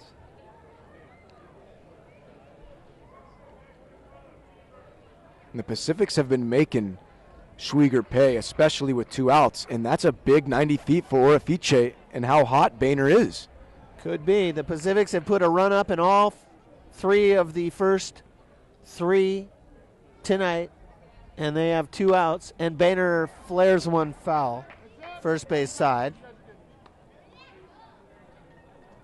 I think he got the nod, Boehner, this series for how hot he's been over the course of the last week or so. And he kind of deserved the playing time because Kavanaugh's the veteran. He's the man behind the dish, but you got to go with who's hot.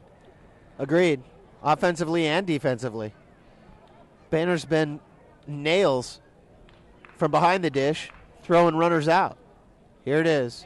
Got him looking. No question about it. The slider just fell in absolutely a perfect pitch. And Boehner does not argue, leaving Fontaine on deck.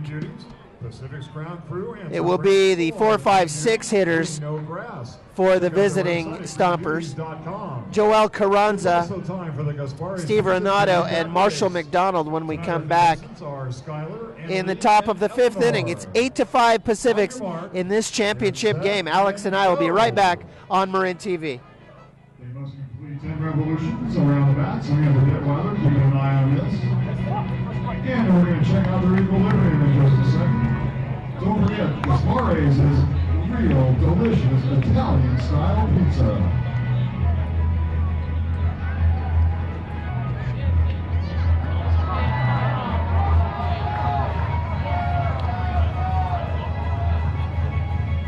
And there's our winner. Thanks to all of our participants, and thank you to Gaspare's Pizza.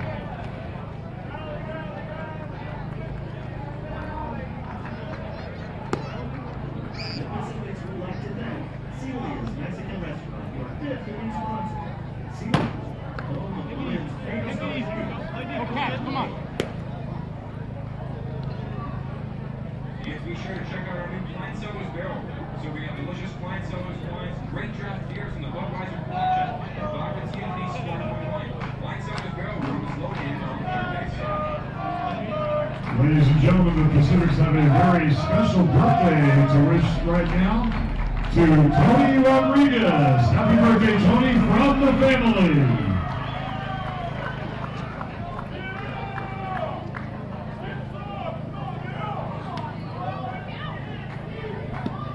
We want to remind you fans, you still have a chance to bid for your chance to compete in our home run derby this Sunday at noon against Jose Canseco.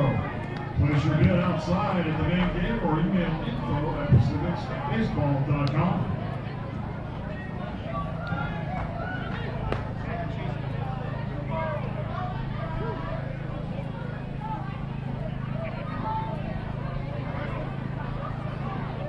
Well, Joel Carranza will lead things off here in the top of the 5th inning where it's 8-5. Steve Renato will bat second, and the DH, Marshall McDonald, will bat in the 3-hole. Looks like Chris Rice is still out there, the hard-throwing lefty for San Rafael. Pretty exciting game so far. San Rafael with 7 runs in the first inning, and a lot of the fans were thinking, well, this is going to be a laugher. Well, That's the last thing you want to think in a first inning lead. If they put up 7 maybe in the 7th or 8th inning, maybe you could relax. But, well, the fun and frivolity didn't last long as the Stompers came right back in the 3rd and put up 5. And a strike is called on Carranza, and it was across the shins. That's the lowest strike I've ever seen called against a batter. Well, Andrews' zone tonight has been fairly inconsistent.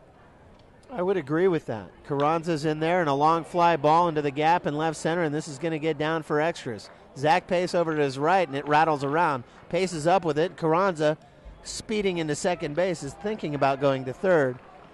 But Zach Pace gets the ball in very quickly to the cutoff man. Kiriakos is short, and Carranza's aboard with a leadoff double. So here we go again. And he's been on fire, Carranza, and he took a good pitch and just dug it out and turned on it. And he's got so much power to both sides of the field that once it gets into the gap, it gets there quick. And Pace did a good job to hustle it back in. 7:15, first pitch tomorrow night on PacificsBaseball.com, radio only. No television tomorrow night. Carranza standing at second base with nobody out, and here's Steve Renato. 2 strikeouts for Renato tonight. Both swinging. And a 78-mile-an-hour slider is taken for a strike. 0-1. Marshall McDonald's on deck.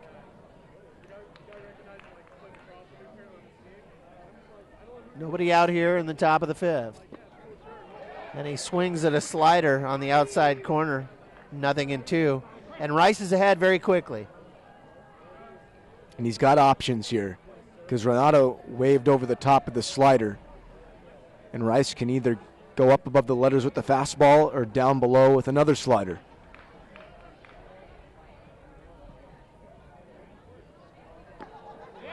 Got him with a curveball on 3 pitches. So Renato has struck out 3 times consecutively. Now batting for Sonoma, number and 27, Marshall. Very interestingly, it's for the first out each time he struck out tonight. Has been the first out of the inning, first out of the 2nd, first out of the 3rd, and now the first out of the 5th. And it's tough for Pacifics fans to get used to that because he's just been a killer for them. Here's Marshall. Marshall McDonald. A swing and a miss. Now Rice is throwing beautifully, really locating on that outside 3rd of the plate. 0-1 on McDonald. You got to tip your cap to Rice because he's got to be tired too. Chenworth is on deck. Here's the 0-1. Slash down the first base line toward the Pacific's bullpen. 0-2.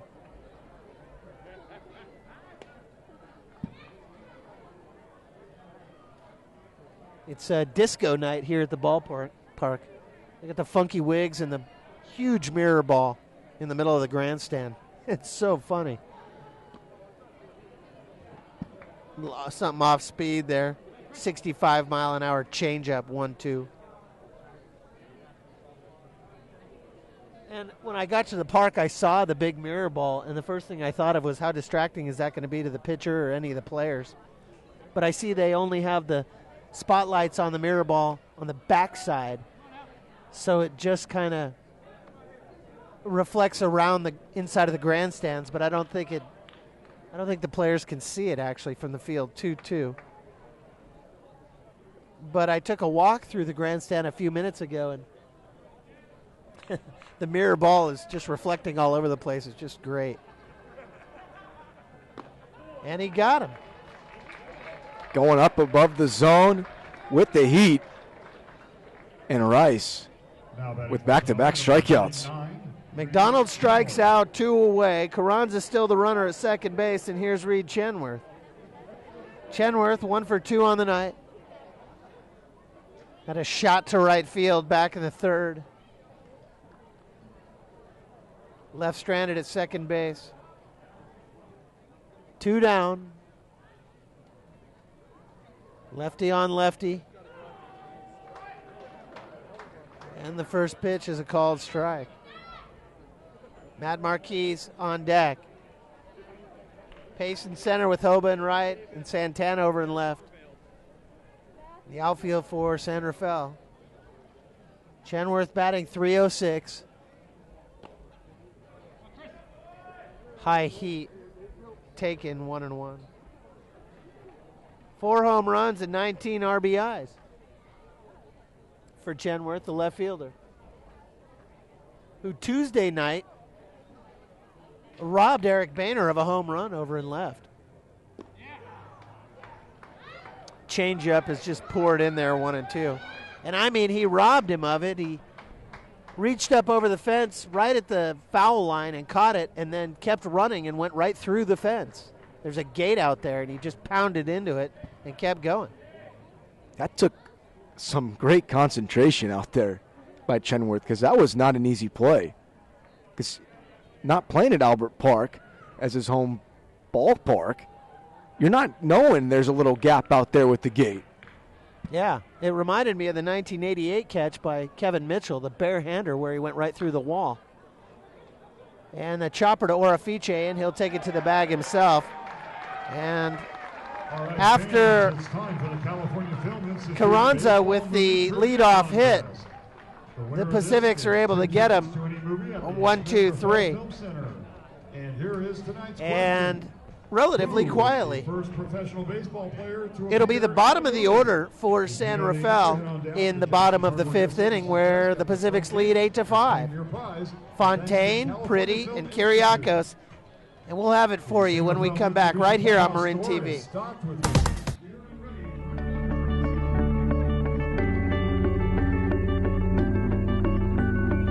You're watching Marin TV.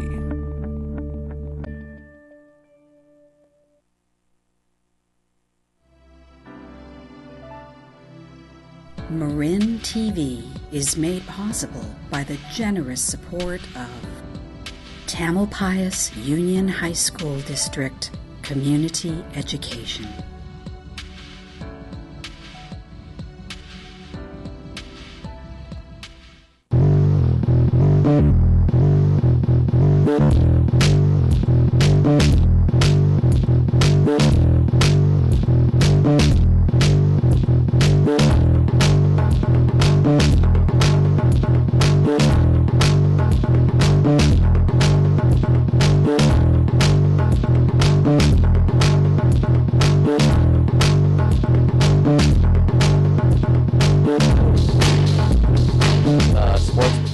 Camp appealed to me because I'm a filmmaker, and this was a new area of filmmaking that I had never explored before. It's just been really fun to get to know a bunch of different people from a bunch of different schools and all come together and create this production. It's a great camp to do if you love baseball, and it's a great camp to do if you want to work through with like TV production and something in that field. One of the things I learned about myself when doing that. Well, Chase Fontaine will lead things off for San Rafael. Fontaine, 296 hitter. 23 RBIs on the season, his 23rd coming back in the 1st inning. Also scored a run after a hit in the 3rd. Your attention, please. Jacob and Oliver Chedeko. And the first pitch is a called strike. He'll be followed by Ryan Pretty and David Kyriakos. Bottom 5, 8-5 San Rafael. Championship game. Fontaine takes up and away. Very high, 1-1. Championship of the first half, that is. But more importantly, the winner of this game goes automatically to the championship game at the end of the season, which looks now to be early September. They don't have a date set. And originally it was going to be late August, as it was last year. But now it's possible it runs into the first week of September. And that's getting close Once to again, I'm looking for Jacob and Oliver bona fide fall classic. First base dugout area, please. Foul down the first base line. You see Anticipation of the sumo Dan race. Rogers there getting ready in the Pacific's bullpen, the big right-hander. Well, I think whoever pulls this ball game out tonight, you just have that extra juice, a little bit more adrenaline in that second half of the season to know if we get this done, we can win it without having to play anyone. That's a good point. Fontaine swings at a high fastball, and it's out of play. And that was definitely ball 3. Fontaine, 2 home runs on the season. So he's got power. And he had a couple grand slams last year. Both of those grand slams were over the left field wall. And I was talking to him a couple days ago on the golf course. And he said, no, I have more power, in fact, to right field than I do to left field. And it would make sense that a left-handed batter has more power to right field than to left field. But over the last 2.5 years of watching Fontaine's career unfold, seems to me he's got a ton of power opposite field. And that would be to left field. Well, even in batting practice, he's showing his pop. And he got him on a changeup. Right over the top of it. And here's Ryan Pretty. Now then, for your Pacifics, number 5, Ryan Pretty. Pretty batting .227 with 1 home run and 7 RBIs.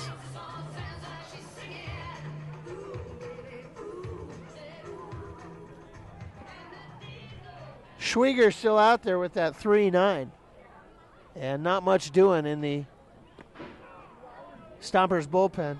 Pretty, who struck out twice so far tonight, takes a strike. With Kiriakos on deck.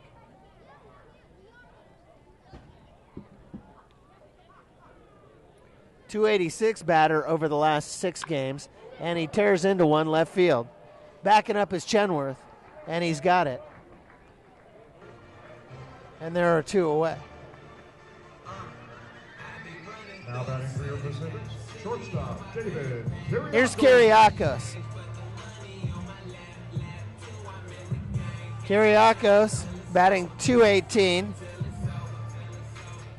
Was hit by a pitch back in the 3rd inning, right on that leading shoulder, the one with the protective apparatus on it you see. Elbow, not shoulder.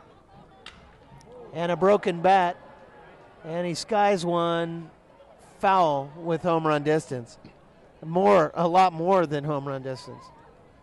But the bat shattered, and it's just a dramatic strike. That was about just as far as Boehner had hit his foul ball down the left field line.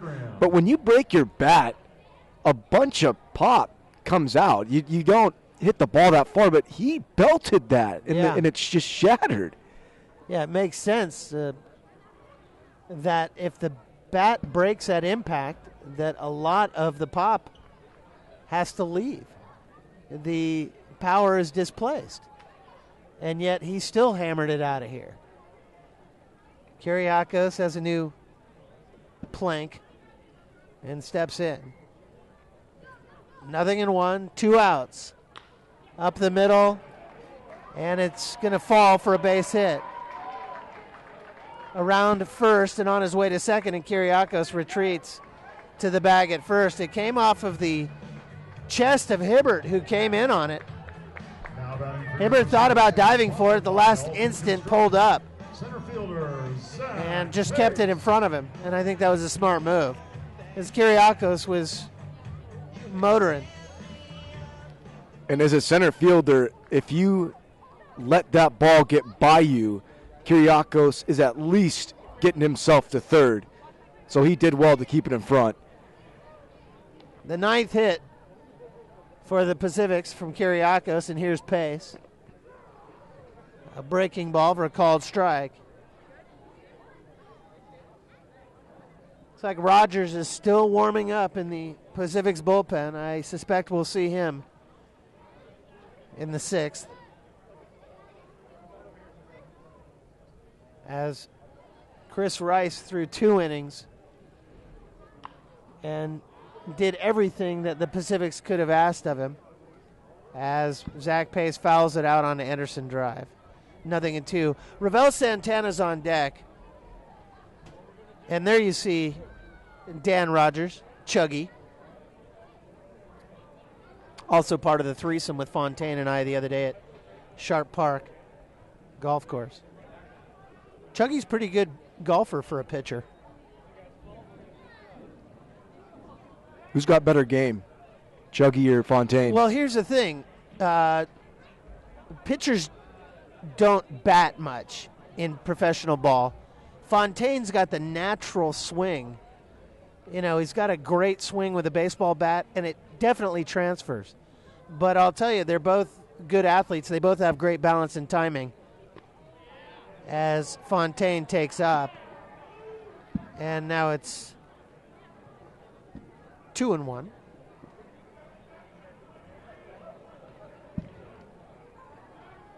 Pardon me, 1-2. They both have great balance and timing, so they're both really good. Fontaine hits it like a second baseman, and Rogers hits it like a pitcher. Let's put it that way. Whatever that means. And Horn hits it like a pro. Low, 2-2. Well, I play a lot of golf. Those guys play a lot of baseball. That's the difference. All I do is play golf. They play everything, and they're good at all sports. You know, athletes are athletes. And those dudes are athletes. 2-2 now to Pace. And a soft toss over to first, and Kyriakos is back.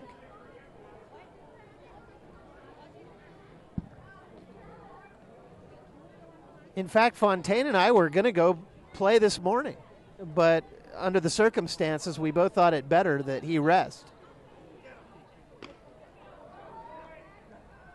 And now it's 3-2 to Zach.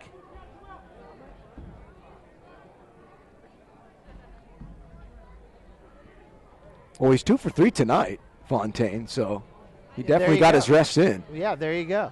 He's 2 for 3 and swinging well, hitting the ball all over the yard the last 3 or 4 games or more. Full count to Pace. Runner goes. Chopper to second. Picked up by Gavlik. Pace is gone. 4-3 to end things. So the Pacifics, after scoring at least 1 run in the first 3 innings, have not scored any runs in the last 2. As Dan DePace walks off with David Kyriakos. Coming up for the visiting Stompers in this 8-5 ball game will be Matt Marquise, TJ Gavlik, and Matt Hibbert. Top 7, check it, top 6 coming up. A 3-run ball game right here on Marin TV. We'll be right back.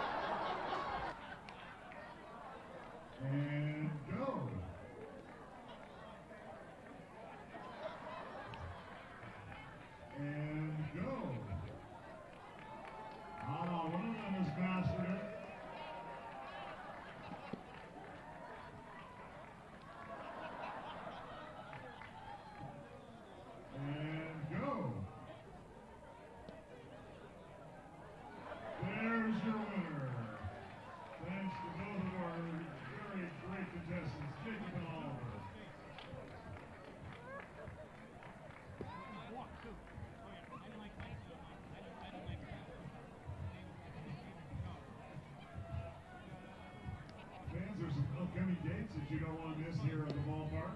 This Sunday, Jose Canseco will participate in our home run derby. In August, former A's Eric Burns will be playing left field for the Pacifics on behalf of the Pat Tillman Foundation. And ABG will be out at Albert Park signing autographs. Reserve your seats tonight before they're all gone. For tickets and more information, head to the Barbier Security Ticket booth located outside the stadium main gate.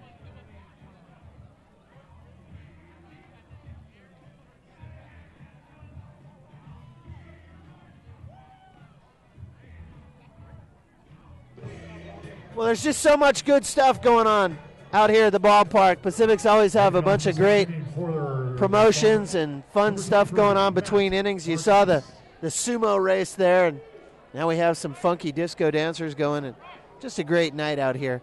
By the way, fans, Sunday, Jose Canseco will be here for a home run derby against a couple of the Pacifics players. Matt Marquise is going to lead things off, and he takes a fastball across the knees for a strike. Canseco in the Home Run Derby. That'll start at 12 o'clock, noon, and then the game will be at 1:05. So you might want to come down and see if Canseco still has it. Indoors now, 1-1. I'm thinking he's got to still have some pop in his swing. I would think so. I remember his first at-bat in the World Series in 1987 was a grand slam, and then he followed up with 0 for 13. A foul ball into the Budweiser dugout club on the first base line. And it's just one of those things. So while after that at-bat, he probably thought the very best thing that could happen is to hit a grand slam in the World Series, and it turned out to be the very worst thing, because then he was trying to do it every time, I guess. Had to be his mindset. Here's the 1-2 outside from Rice. Rogers is ready to go in the Pacifics bullpen, but Chris Rice, who's been throwing so beautifully the last couple of innings, 5 strikeouts in only 6 batters. Check it, 7 batters. And Dan DePace is going to probably keep him on a short leash, as Rice has worked a lot the last few days. And a foul ball from Marquise. Still 2-2. Rice is also a crazy competitor. So there might be a little bit of him talking up DePace, saying, hey, I'm still good. I'm a little bit tired, but I'm good to go. I want to bring this home for you. Yeah, and clearly that is the case. He's throwing beautifully. Gavlik is on deck. Here's the 2-2. Chopped over to short. Kiriakos on the backhand. Long throw from the hole. Got him! That was no easy play. Kiriakos had to make everything fundamental down to the tee because Marquise was running very hard out of the box. 1 away.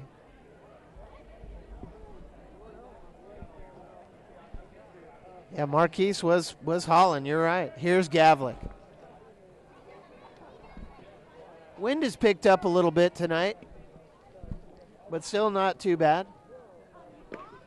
Gavlik takes a strike, hit into a 6-4-3 double play back in that 5-run third.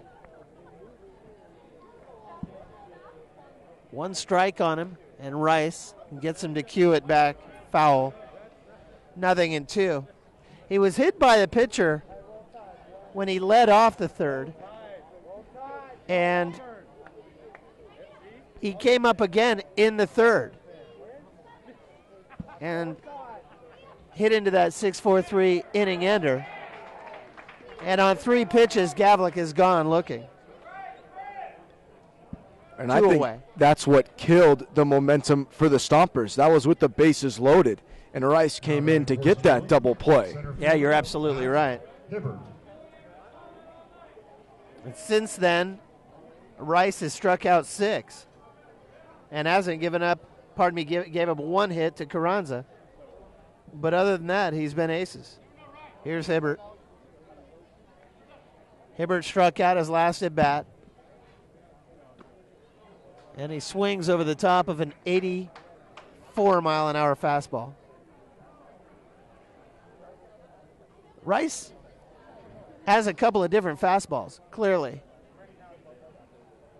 He can hump up to low 90s, as he did there. Kiriakos to his left. Hard chopper moving to his left, and he got him! Kiriakos with a couple of defensive gems. Fans new this season, and the Stompers go quietly here in the 6th. Oh, man, has that guy been great. He has been aces. 3 up, 3 down. Bottom of the 6th coming up. It'll be Ravel Santana, followed by Michael Hoba and Jeremy Williams. 8-5. The Pacifics are still leading this one in a must-win situation. We'll be right back on Marin TV.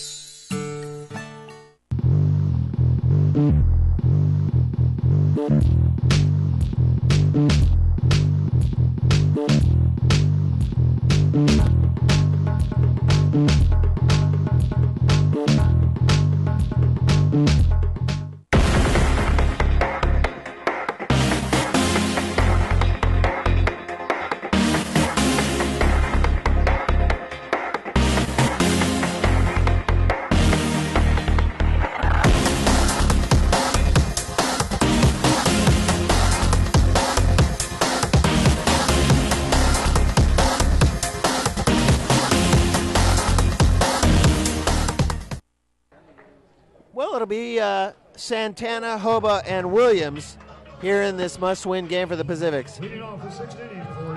Crazy beginning to this one. San Rafael putting up 7 in the first. And the fans started to relax a little bit until the third inning, that is, when the Stompers scored 5, and the fans stopped relaxing immediately. And the Pacifics did put one more on the board.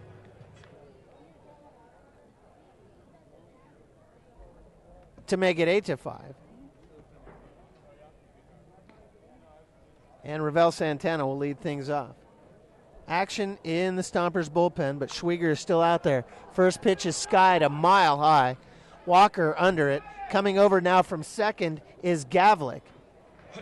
One pitch and one away as Gavlik came in on a ball that was clearly Walker's but called him off. And then the ball ended up snow-coned in his glove. Now, that could have been a disaster for Sonoma, but Gavlik held onto it, and Santana's gone. Here's Michael Hoba. Hoba, a fly ball to deep center field his last time up, takes a fastball outside, and Devalle comes up and wants to talk to Schwieger, but I think Devalle couldn't believe that was called a ball. It was so close. Joey, Mateo, and Dylan. One ball to Michael Hoba with the new guy, Jeremy Williams, on deck. He's just known as the new guy affectionately. He's really not the new guy anymore. He came in on the 9th game of the season. And the fans started calling him the new guy as Hoba skies one right side. Foul. I wish the fans would adapt the nice guy as a new nickname, because I think he's one of the nicest players in that clubhouse. That's a pretty good call. He is. He's just a really good guy from the South. Hoba hangs back on a breaking ball and fouls this one. So the Pacifics are going to have to dip into tomorrow night's bucket of balls. There's Mike Shapiro and Vinny Longo on the radio side. Vinny with the blue funky wig on, and President and General Manager Mike Shapiro sitting to Vinny's right. 2-2. Vinny getting into it, wearing the funky wig. I like it. Yeah, if you listen to us on radio, Vinny is my everyday partner. Straight up the middle into center field, and Hoba's aboard with a base hit. And, of course, Alex Swan is the third man of the radio team. My trusty sidekick sitting here tonight with me, as usual, on television. Hoba's aboard. There he is. That's Alex Swan waving at you. Yours truly, Stuart Horn. As Devalle will head out to the mound. Wow. Merry-go-round on the camera there. And that might do it for Schwieger. You got to give him credit for battling this long after giving up the 8 early. But it looks like Jesse Garcia is greased up and he's ready to come in.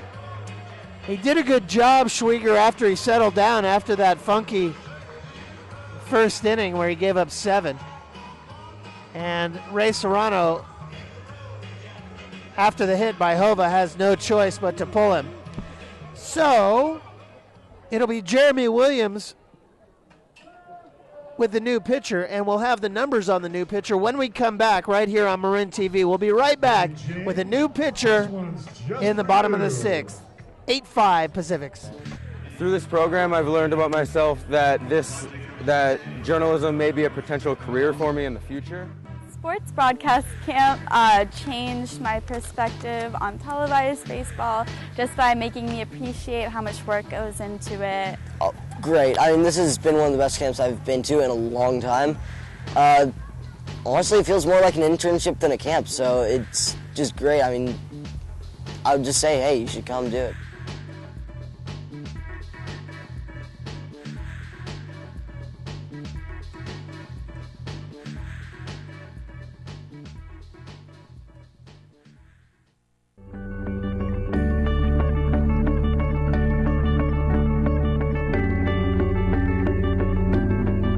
You're watching Marin TV.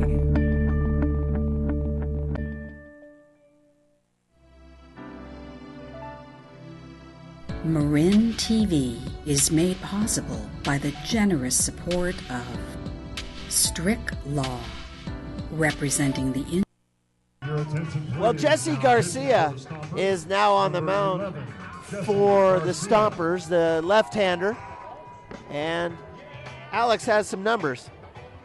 Well, Garcia on the year, 34 innings pitched, 24 earned runs, 28 strikeouts on 11 walks, and comes to a 6.35 ERA.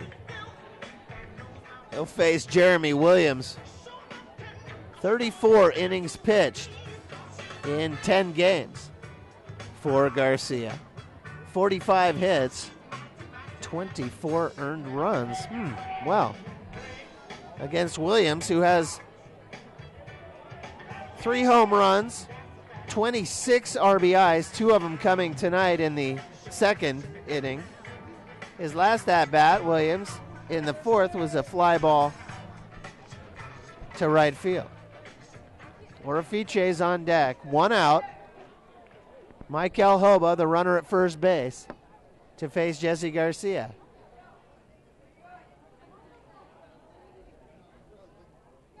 Williams the DH. And a fastball just blown by him. 0-1. That was a Herculean hack. But Williams just couldn't catch up to it.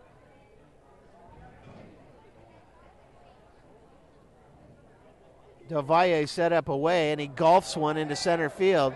And it drops for a base hit. Hoba stops at second base as he couldn't really put on the afterburners. And because Hoba didn't know if Chenworth or Hibbert was going to come up with that one, and the gap in left center. But it does drop. And Williams has his second hit of the night, stopping at first. Here's Orifiche. We've seen that multiple times this season from Williams, out on his front foot, but he's strong enough to punch it into the outfield. Orifiche with his 19 and 20th RBIs in the first. Takes a breaking ball and it gets away from Del Valle, and everybody moves up, and that's a free 90. And that's huge, especially at this part of the ball game. Orifiche now, pressure's off. All you got to do is either get the ball deep enough into the outfield to possibly score Hova, or he can really make it hurt with a knock. Orifiche's the guy you want doing it, batting .311. Coming in tonight's action. He was walked with a stolen base back in the fourth. And a fastball is taken for a strike, 1-1. And I think if I had to choose one guy to knock a ball into the outfield to bring a runner in from third, it might very well be Orifiche. A curveball is outside, 2-1. He's just so reliable with the bat. He's unflappable. Loves pressure. Defensively, he's been unbelievable this year. First-year man of the Pacifics, a rookie, in fact. 2-1. And he chops one first base side, just foul, into the Pacifics bullpen. 2-2 now. And One away. He hits the ball very hard. And now the infield has been drawn in for the Stompers. So anything on the ground, if it's not right at an infielder, it's going to shoot through. That's a good point. Everybody's in. Just one away here. And Garcia brings it. And Orifice to center field and deep. Hibbert can't get it. It's off the wall. Coming in to score is Michael Hoba. Right behind him is Jeremy Williams. And the throw into second. Orifice gets it done with a double and 2 more RBIs. That's 4 on the night. Well, you talk about a guy who can deliver a dagger. And Orifice gets a challenge fastball and goes the other way. Hibbert had no choice but to try to gamble and cut it off. He couldn't do it. But that is a huge at-bat for Orifice, and that opens up the gap for a little breathing room for the Pacifics. 10-5. Orifice with another pair of RBIs, and his batting average is just skyrocketing. Here's Eric Boehner with Orifice, the runner, at second. 2 runs in. And first pitch swinging into left field, a base hit. Orifice will stop at third base, and Boehner's aboard. And the Pacifics got it going again. And Boehner senses the frustration from Garcia, elevates the fastball, leaves it belt high. Boehner not waiting around with a good piece of hitting. And that's very well said, that if anybody would sense the frustration in a pitcher, it would be the opposing catcher.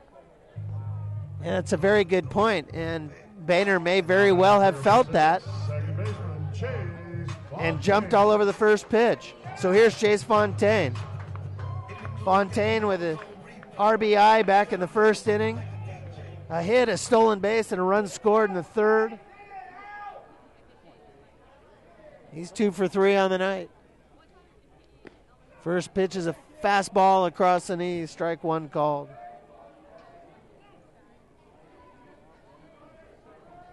Pretty on deck. Still just 1 out. Runners at the corners. Lefty on lefty. Big curveball is left up. 1-1.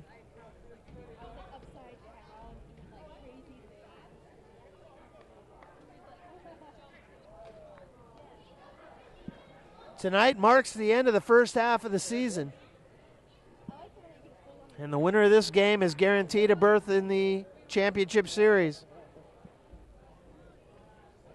At the end of things, Fontaine fouls one third base side, out of play.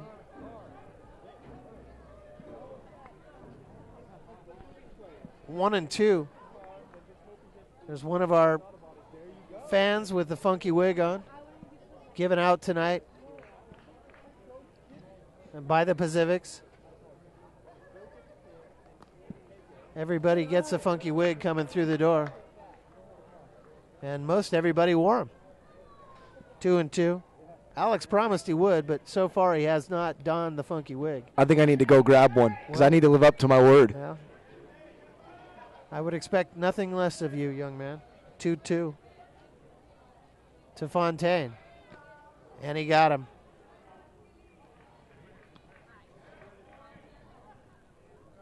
And there's the disco ball hanging in the grandstand area. That's pretty cool. That's pretty good. The Pacifics have had that thing going all night tonight. The Funky Thursday. 10-5 Pacifics lead after Fontaine with his second strikeout of the night. 2 down, and here's Pretty, who's 0 for 3 with a pair of strikeouts. Kyriakos is on deck. Snap throw over to first. Boehner dives back in safely. Orifice, the runner, at third, and Boehner at first. And Pretty, the batter. A good time for a knock. Get one more in here. And a check swing is called a ball. That's tough to believe. It looked like Pretty went well around. But he'll take it. He went way around. All right. Ball one. I'm in total disbelief. He went way around. Oh, me too. I already marked it down as a strike in my card. Me too. And Boehner goes. And the next pitch is taken for a strike. And Boehner has it stolen uncontested. So 2 runners in scoring position now for Ryan Pretty. Is 1-1 in the count. We're in the bottom of the 6th. Garcia comes home. And towards second, and it's scooped up beautifully by Gavlik, who ranged to his left and made a very tough play with a 360 throw. And Pretty is 0 for 4 on the night, grounding into the inning ending for 3, leaving the top of the order and David Kiriakos on deck. We'll go top 7. It'll be the 2-3-4 batters for the Stompers. Glenn Walker, Jaime Devalle, and Joel Carranza. When we come back, 10-5 Pacifics, and it's starting to get late. We'll be right back on Marin TV.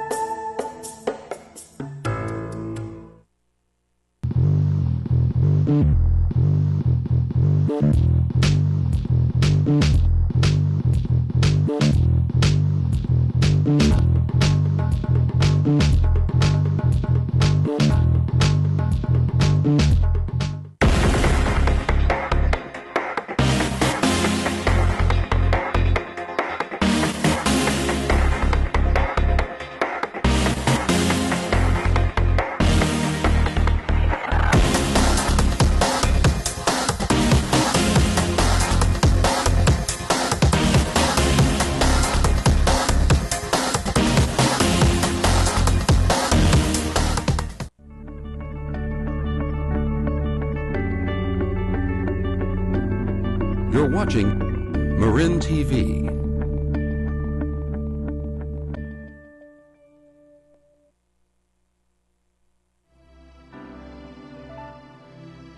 Marin TV is made possible by the generous support of Meritas Wealth Management, inspiring, educating, and guiding our clients on the path towards realizing their dreams.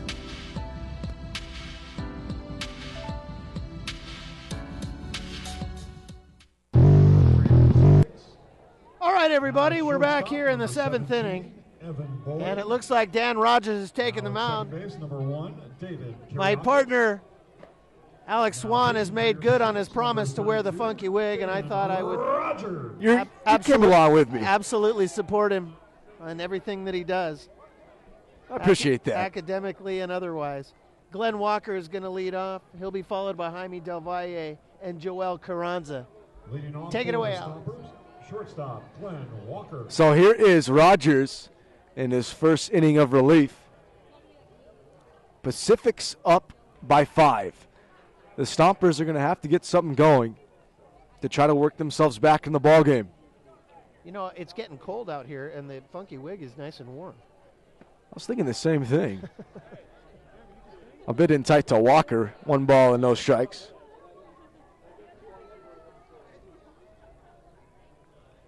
It's pretty comfy, too. Yeah. 1-0 to Walker is a strike. 1-1. Walker 0 for 2. He struck out back in the 4th. And Chris Rice really came in with a huge 2 innings in relief. It's a breaking ball is wide. The city calls for us to turn off amplified music at this time. But if you haven't got your fill of disco, And after perhaps you want to head over to Pete's 880 Rice completed his relief duties, Rogers, who pitched in game 1 of this series, was ready to get greased up and go. Walker fouls it back, 2-2.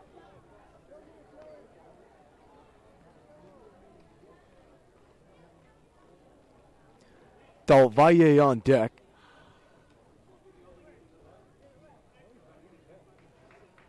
Walker trying to get on. Here's the 2-2. just off the plate. Full count.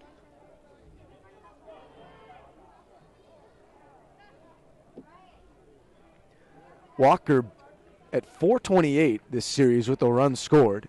He's done his part as he takes a little bit low as he's aboard. Alex, I'm getting emails from fans watching us tonight on Marin TV who approve of the funky wig. They're digging it? Yeah, they're liking it. Oh. Well, shout out to them. We appreciate that. Yeah. Hey. I mean, how often do we get the chance to wear the funky wig on television? Not often. Yeah.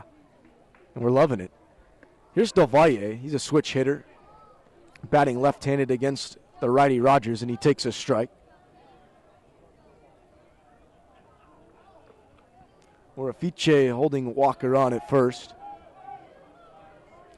Curveball for strike two. It's hard to tell. Jim Andrews takes so long. He's so deliberate in his calls. Oh, he definitely thinks about it once the pitch is across the plate. Here's the 0-2. On the ground, slowly hit. Fontaine charging, and he gets the speedy Del Valle. Actually, it looks like defensively there's been a move. Evan Boyd has been brought into shortstop, I notice, and Kyriakos moved over to second base in place of Fontaine. That is a great call. I just noticed Fontaine walking below us, and I thought, why are you not on the field? And I looked up, and it's Evan Boyd at shortstop. Pretty's still at third, and Orafiche still at first. Kyriakos just scooted over to second from short and put our everyday shortstop Evan Boyd in there. Walker moved over to second on the ground ball, and once Kyriakos broke in so quickly, I tripped up because I didn't expect Fontaine to move that well. So that's a good call, partner. Carranza takes a strike. It will be no balls and one strike to the cleanup hitter. 2 for 3 on the night as he doubled back in the fifth. Walker a big lead from second. Curveball is low and away, 1-1.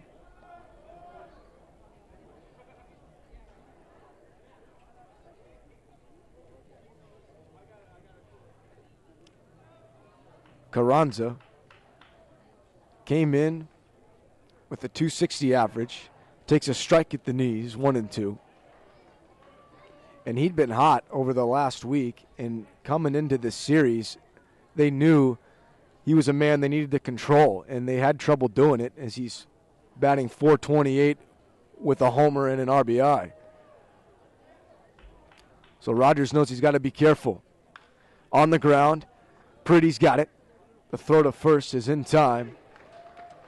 2-0. It was a great opportunity to showcase Pretty's incredible arm over there in the hot corner. And Pretty has great range, but what really makes him special is his ability to throw the ball as hard as he does. And Boyd did well to play off, and he was the man backing up the plate because Pretty knows anything to your left is his responsibility, and he made quick work of Carranza. So here's Renato. He is 0 for 3 on the night with 3 strikeouts, trying to deliver a 2-out hit to bring in Walker. He's at third. It's 1-0 to Renato. And he takes a bit low and outside, 2-0. So your youngsters should be heading back to your seats very shortly. Kirby Cove is now closed. Consecutive strikeouts for Renato. 3 of them. 2-0 from Rogers is outside, 3-0. McDonald is on deck. I doubt Rogers was paying attention to the extent that he knows that Renato has struck out 3 times in a row, but the last guy you'd want to walk is a guy who struck out 3 times in a row, and he just did that. And there's a 4-pitch walk. So runners will be at the corners for Marshall McDonald. Hitter Marshall McDonald.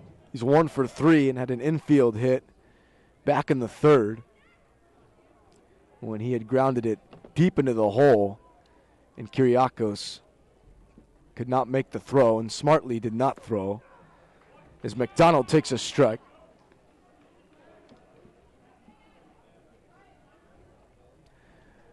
Well, if the Stompers want to try to keep their title hopes alive and claw back in it, McDonald's going to have to come up big. 0-1 from Rogers is spewed foul.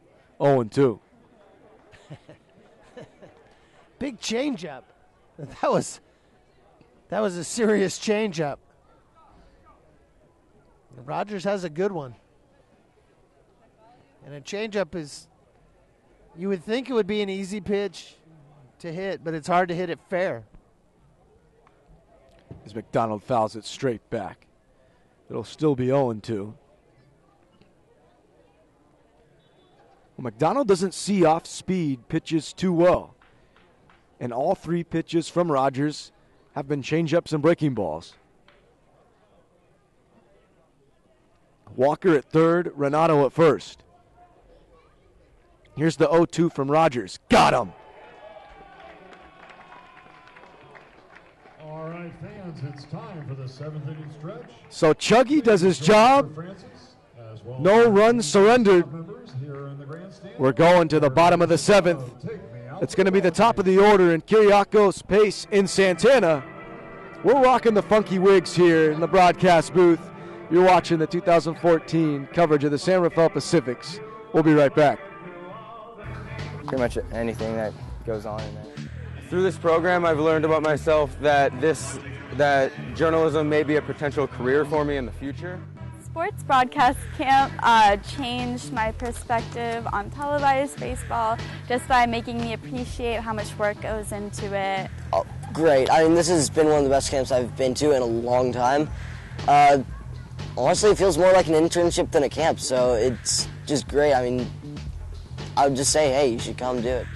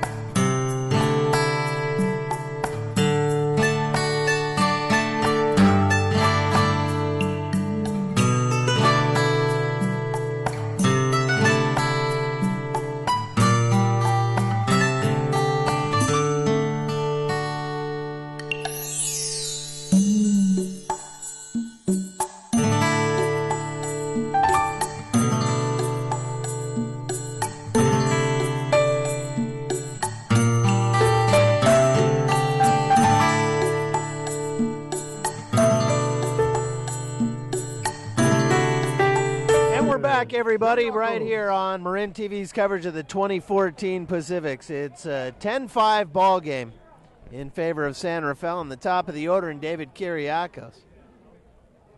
He'll be followed by Zach Pace and Ravel Santana.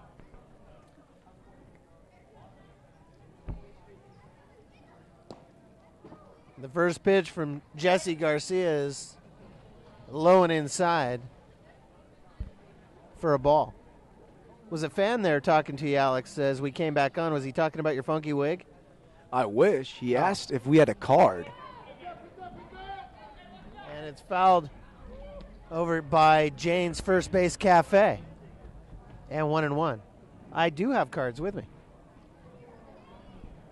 Yeah.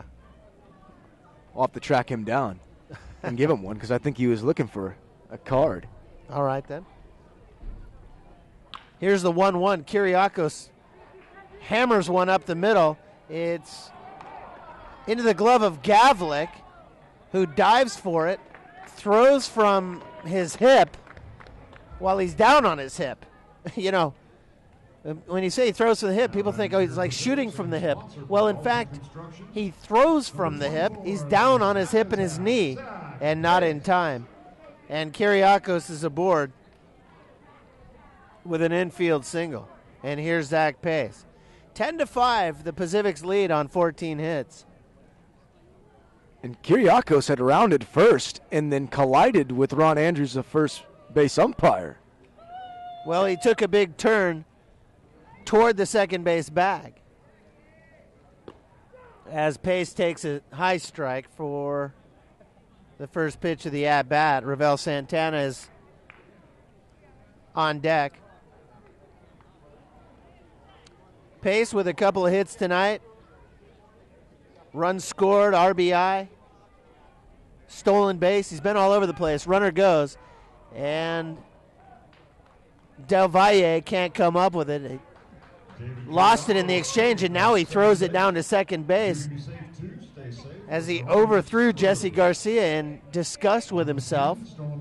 Del Valle took the throw as he saw Kiriakos taking off and was so mad after he was unable to complete the exchange, Alex. That's a selfish play by Del Valle. He almost threw that into center field. Credit Walker for getting over to just field that ball, because Kiriakos has already popped up from his slide, and Del Valle fires a seed down to second base. Yeah, very late, and it just so happened that Walker was standing there. The ball would have gone into center field, and Kiriakos would have gotten another 90. But you're right, he was upset, so upset he just fired it down there. and missed Jesse Garcia, the pitcher, completely. Here's the 0-2 to Pace, and now it's 1-2. Well, emotions are boiling over here for the Stompers. Championship game. It should be. Both teams were just pumped to death coming into this one. But it's 10-5 now, and it's starting to get late. And a curveball is fought off down Anderson Drive. 1-2, we'll do it again. And Pace was fooled, but he did well to just get a piece of that to stay alive. 10 runs on 14 hits with 2 errors for San Rafael, 5 runs on 6 hits, and 3 errors for the visiting Stompers. 1-2 to the center fielder, Zach Pace. And another foul ball. Ravel Santana's on deck. Horn and Swan, your Marin TV telecasters. Scott Calhoun and the crew down in the dugout with all the gear, bringing you this live action from Albert Park. Pace, a .326 batter. 1 home run and 18 RBIs. Garcia comes home. Chopper back to Garcia. He looks to Kiriakos at second and throws to first. 1 away. Pace cannot advance the runner, and here's Santana. Now batting for your Pacifics, number 45, Ravel Santana. Santana batting .361, has 1 home run and 4 RBIs, having joined the team just about 10 days ago. But he's done a lot of good things for the San Rafael since coming to the club. I think he might have been the difference maker. He was the missing piece that the Pacifics needed as an everyday outfielder to really vault them to be an elite team. And the first pitch to Santana is taken away for a ball. Michael Hoba's on deck. And this guy's only 22 years old. I mean, he's got a bright future ahead of him. Santana batting .361 in just 10 games. Strike called. The fastball taken by Santana. He's walked 3 times and struck out 6 times. Stolen a single base.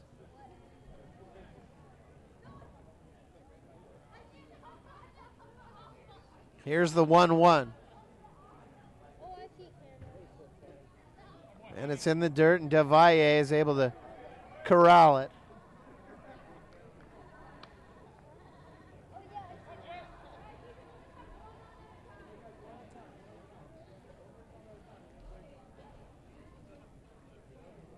This is his 41st at bat since joining the club. He reached base on a fielder's choice in the second with a run scored. Very high. And now it's 3-1.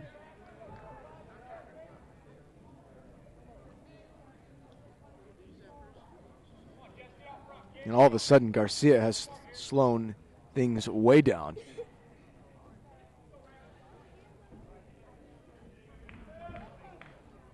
Ravel Santana stands in. 3-1 with one away. Fly ball out of play on the first base side. Kyriakos, the runner over there at second base. And now it's a full count.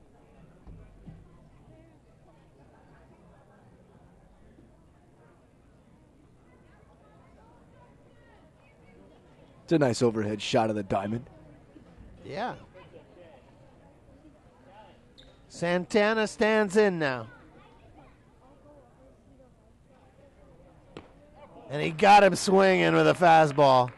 Boy, that was power on power, and Santana's gone on strikes.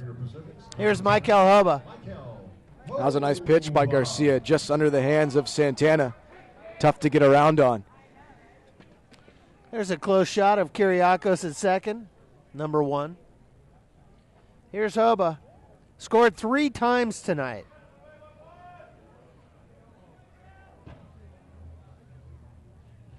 Couple of hits, reached on an error back in the first inning and scored a run. To the Stompers and the Pacifics.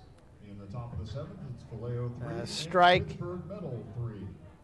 is taken by Hoba, the Cuban national. 0-1 with 2 away. And Kyriakos is second. Massive swing.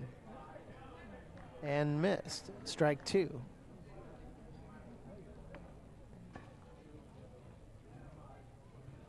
Jeremy Williams is on deck, but for now it's Hoba with a man on and 2 down. 0-2. 4 home runs and 30 RBIs for Hoba. And a curveball a little high. Had him completely locked up. You don't see that often, but Hoba was fooled, and that was a good breaking ball by Garcia. I think he was looking fastball, and he got the big hanging curveball. And frankly, Garcia's lucky that Hoba didn't deposit that in the bay. 1-2. Got him. So Hoba goes down to end things in the 7th, and we'll go to the top of the 8th inning. It'll be the 7, 8, 9 batters for Sonoma. Reed Chenworth, Matt Marquise, and TJ Gavlik in this 10-5 game. The Pacifics, if they can hang on for another 6 outs, would be the champions of the Pacific Association's first half, which guarantees them a berth in the championship series in early September. Tonight marks the end of the first half, and tomorrow, of course, the first game of the second half. The Pacifics win tonight, and they're guaranteed in the championship series at the end of the season. Alex and I will be right back on Marin TV's coverage of the 2014 Pacifics. Please stay with us.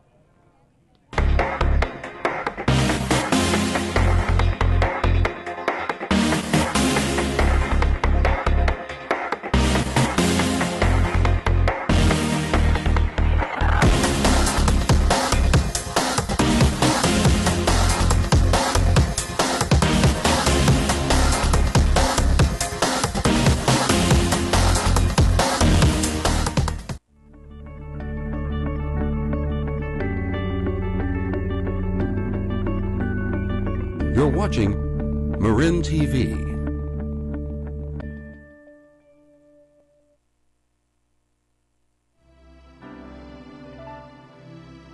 Marin TV is made possible by the generous support of Tamalpais Union High School District Community Education.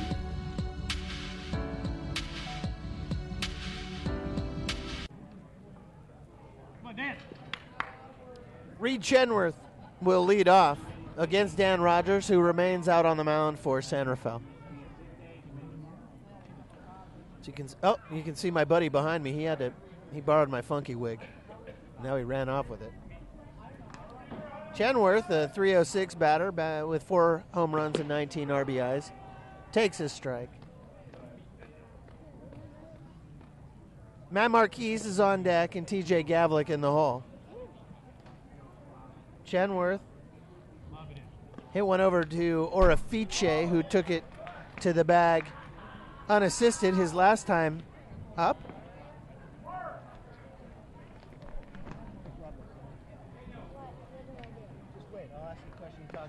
I've got a new partner here in the booth. Maybe we get a camera shot on him. There he is. Hey, there's you. What's your name? Barrett. Talking to the microphone. Hi. Real loud. Your name is Barrett? Yeah. Okay. Can you speak really loudly? Barrett. Okay, good. You like the Pacifics? Yep.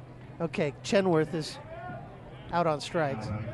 And Barrett, you just walked up and took my partner's place. You can sit here for a sec. That's okay. I see your buddies with us. You enjoying the game? Yep. Talking to the mic. Yep. Tell everybody how much fun you're having. A lot of fun. A lot of fun. Did you have a funky wig on earlier? No. Oh, you never wore your funky wig? Okay. Who's your best friend? Is it this guy? Yeah. What's his name? Adam. Adam? Hi. Hi, Adam. Okay. Matt Marquise is the batter. There's Adam. Hey, Adam, you see yourself on television? Okay, the camera's right there. All right, Barrett and Adam. That away.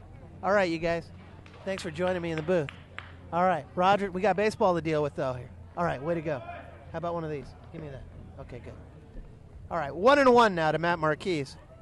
Guys had their television debut right there on Marin TV. Pretty good work. They're all excited. I am, too. That was fun. Marquise, with one away, takes high. Come on back. Come on, Dan. 2-1. 10 RBIs for Marquise, who reached base in the third with an infield hit.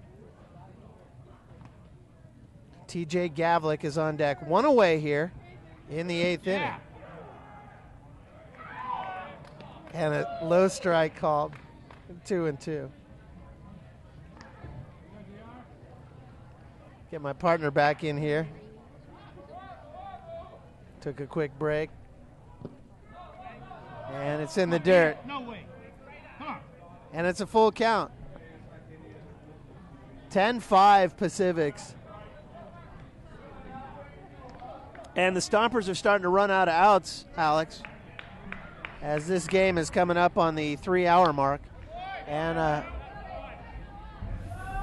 foul ball keeps things alive for Marquise. Well, they're in desperation mode. They kind of know that they got to lay it all out on the line right here, as they got 5 more outs to save their first half of the season. And he walked him.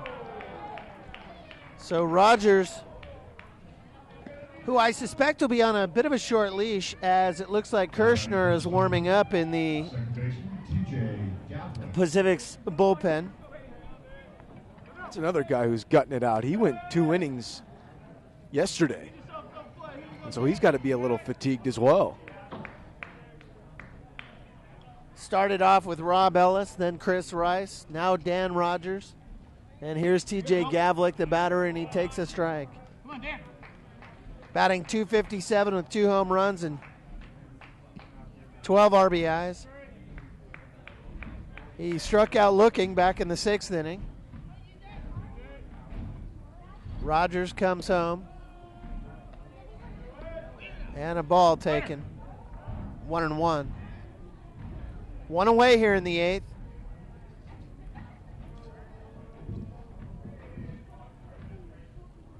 Gavlik takes inside now. 2-1. Hibbert is on deck. And barring a double play, will have another chance to bat at least one more time. And that Hibbert is very productive. And this could be the double play. Boyd over to second on the way to first, and Marquise goes in hard to break things up, and Kiriakos swallows it. So 2 away as Gavlik is aboard on the fielder's choice, and here's Matt Hibbert. And a good bit of base running by Marquise to go in hard. And he runs very well. And so once Kiriakos had fielded the flip from Boyd, he was already spikes coming in at Kiriakos' ankles. It would have been tough for him to make the turn. And we saw Santana break up a double play earlier, and nice job by Marquise. Here's Hibbert. Hibbert takes low and away for a ball. Hibbert with a walk and a run scored back in that 5-run third. There's some kids playing with a funky wig. And Mom.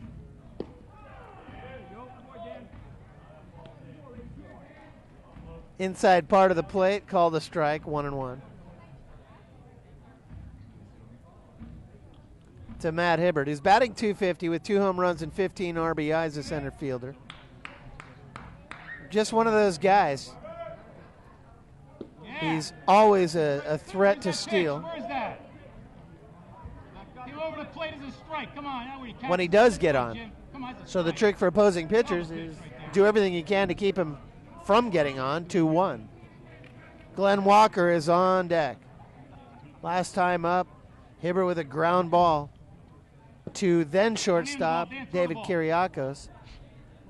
And now it's 3-1. Of course, Dan DePace moved the infield around slightly between the 7th and the 8th by taking Chase Fontaine out and putting Kiriakos at second and Evan Boyd at short, and now Rogers has walked Hibbert. So 2 walks here in the top of the 8th. And here comes Jesse Smith slowly to the mound. And we'll see what he's got going in the bullpen. It looks like Kirshner's ready to go. I think there's 2 things here for this mountain visit. One is to probably give Kirshner a couple more warm-up tosses. And just to reassure Rogers, you just need 1 out here. You got Walker coming up. You've had his number. He doesn't hit off speed too well. Keep the ball down and get us into the 8th. So here's Glenn Walker.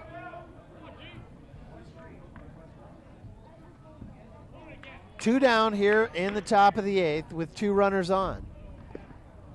Hibbert, the runner at first. Gavlik, the runner at second.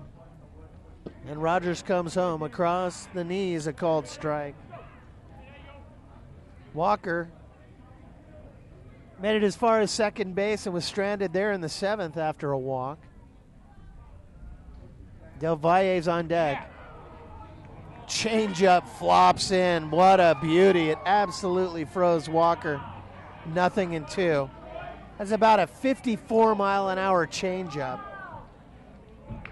after the opening slider. And see if he has him on the put-away pitch here with something hard. No, another changeup.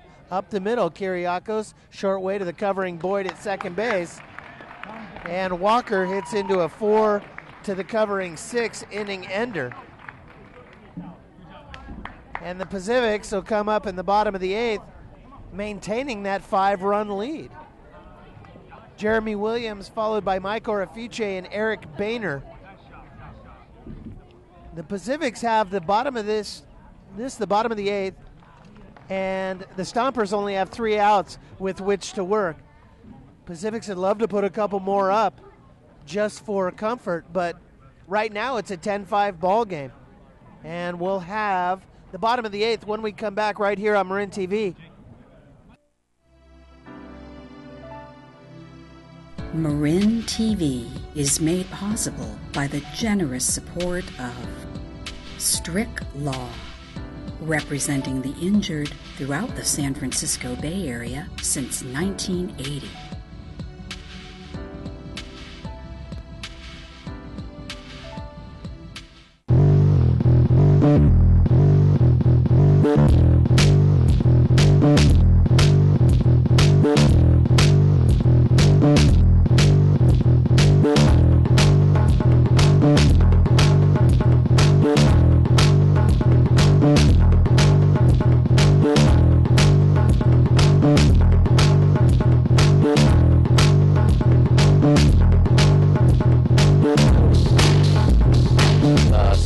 Broadcast camp appealed to me because I'm a filmmaker and this was a new area of filmmaking that I had never explored before. It's just been really fun to get to know a bunch of different people from a bunch of different schools and all come together and create this production. It's a great camp to do if you love baseball, and it's a great camp to do if you want to work with like TV production and something in that field. One of Well, the Pacifics will bat now in the bottom of the 8th inning. And my partner, Alex Swan, is still rocking the funky wig. And I give you so much credit for that. No, you got to stick with it, especially since I said I promise I wear it. You did. And the first pitch to Jeremy Williams is dead center field, and Hibbert is there, right at the base of the 370 wall, one away. Boy, did he hit that. Oh, he's had 2 balls that have traveled deep into center. One back in the second, and that time it just got caught up in the marine layer and knocked it down for Hibbert. But Williams, he's back. His swing looks great. It really does. He hit the ball very hard tonight. Orafice now with 1 away. And he takes a strike. Pacific's leading 10-5 in what could be their final at-bat of the first half of the season. And Orafice takes a slider for strike 2. Boehner's on deck, but this is the bottom of the 8th inning, and if they can get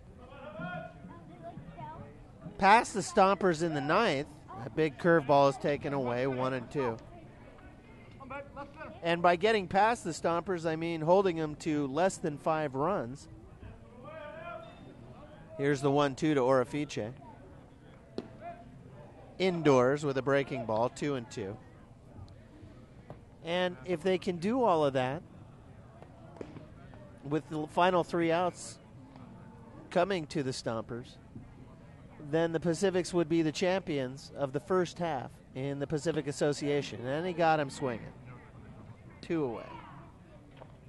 Foul tipped into the glove of Del Valle. So he followed up a couple breaking balls with a low 90s fastball. And here's Boehner. And that was a good piece of pitching. Boehner batting .319 coming into tonight's action. Has a run scored, a couple of hits, a stolen base. He's been all over the board. And he bounces one in. With Fontaine, check it. Evan Boyd on deck. Fontaine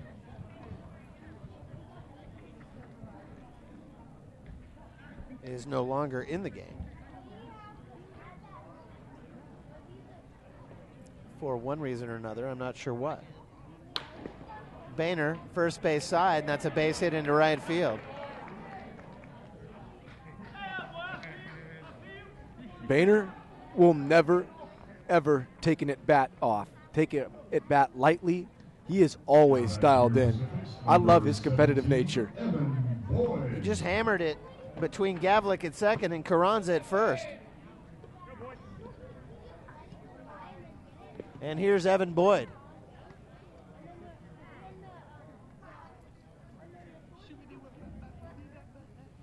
Boyd, who came in place of Fontaine in the switch, takes a fastball upstairs, 1 ball on him, with Ryan Pretty on deck. 2 down here in the bottom of the 8th inning in this 10-5 championship game.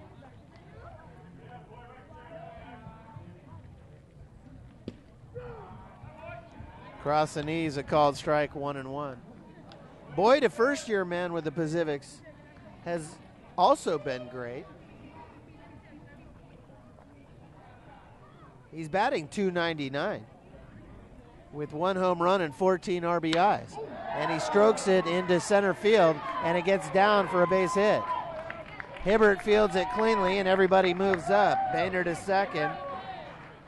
Evan Boyd with a single up the middle, and here's Ryan Pretty, who's 0 for 4 on the day. With a nice piece of hitting by Boyd. And this is a good opportunity for Pretty right here to get a knock. Try to drive in Boehner. Good time to do it. Pretty with 1 home run and 7 RBIs. He's walked 8 times. Struck out 19 times. Check it, 21. He added 2 more tonight. 2 strikeouts and 2 groundouts. And a broken bat flare first base side. Carranza gives chase. He can't catch up to it. 1 strike. There's Eric Boehner you're looking at on your screen. who broke away from second base and is now retreating on the foul ball from Ryan Pretty. Pretty goes back and gets a new bat and makes his way back out to the hitting area.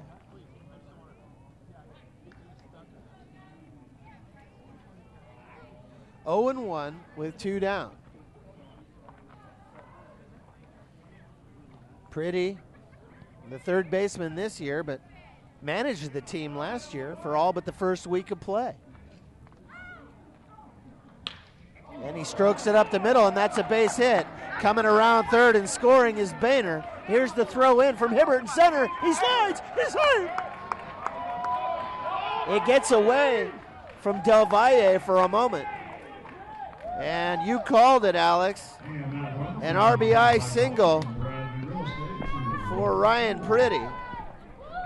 Boehner with a pretty nice slide there. Pretty good form for a catcher. Evan Boyd moves over to second base, and Pretty's aboard with a shot up the middle and an RBI. And no one wants to take an offer going home at the end of the night. And you're taught what to do, go up the middle. And they've been beating them with 2 outs. On a night where everybody's hitting and everybody's scoring, it's 11-5, and here's Kiriakos, the top of the order, and he takes a strike. Kiriakos with an infield hit, his last AB. Was hit by a pitch back in the third. Had a hit in the fifth. Big curveball, left up. 1-1. Pacifics managed to get one extra across here in the 8th after 2 were out. The first 2 batters were retired, and Kiriakos hammers one into the gap in right center. Diving for it is Marquise, and he makes a beautiful stab, and Kiriakos is gone. However, after the first 2 batters were retired, the Pacifics put together 3 consecutive hits and managed to get one more run in there. And could that be the backbreaker? Perhaps. Oh, the diehards right there. They stuck around for the game. Dan Pace, yeah, there's some diehards for sure. And you can see the reflection of the disco ball the Pacifics brought in for tonight's funky festivities. Jaime Del Valle, Joel Carranza, and Steve Renato here in the top of the 9th. It's 11-5 in favor of the home team, but it's the 3, 4, 5 batters coming up for the Stompers. This is it. If the Pacifics can hold on for 3 more outs, they are the champions of the first half. They are assured of a berth in the playoffs or in the championship series at the end of the season. Tonight and these final 3 outs mean so much to the team. Everything they've worked for from the first day of spring training to this point comes down to these next 3 outs. And Colin Allen, the closer, is on the mound. When we come back on Marin TV's coverage of the 2014 San Rafael Pacifics. We'll be right back.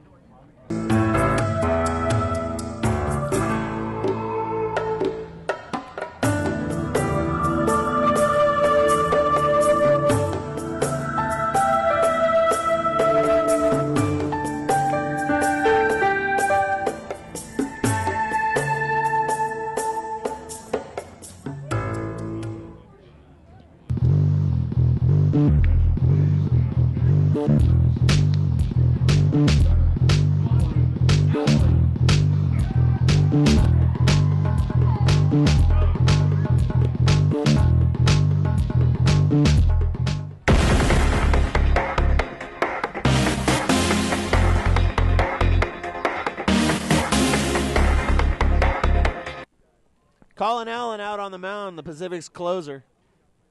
Del Valle, Carranza, and Renudo, the 3, 4, 5 batters for the Stompers. 11-5. And the Pacifics, closer Colin Allen has a chance to bring it. And he deserves this moment. And bring it home. He's still got some work to do. 3 outs to go. Del Valle batting .388, and Allen with a fastball. A called strike. Del Valle's 0 for 3 on the night. Check it, 1 for 4. Couple strikeouts and a ground ball. 7 RBIs on the season, a check swing, and the appeal, no swing. 1-1 on a breaking ball in the dirt.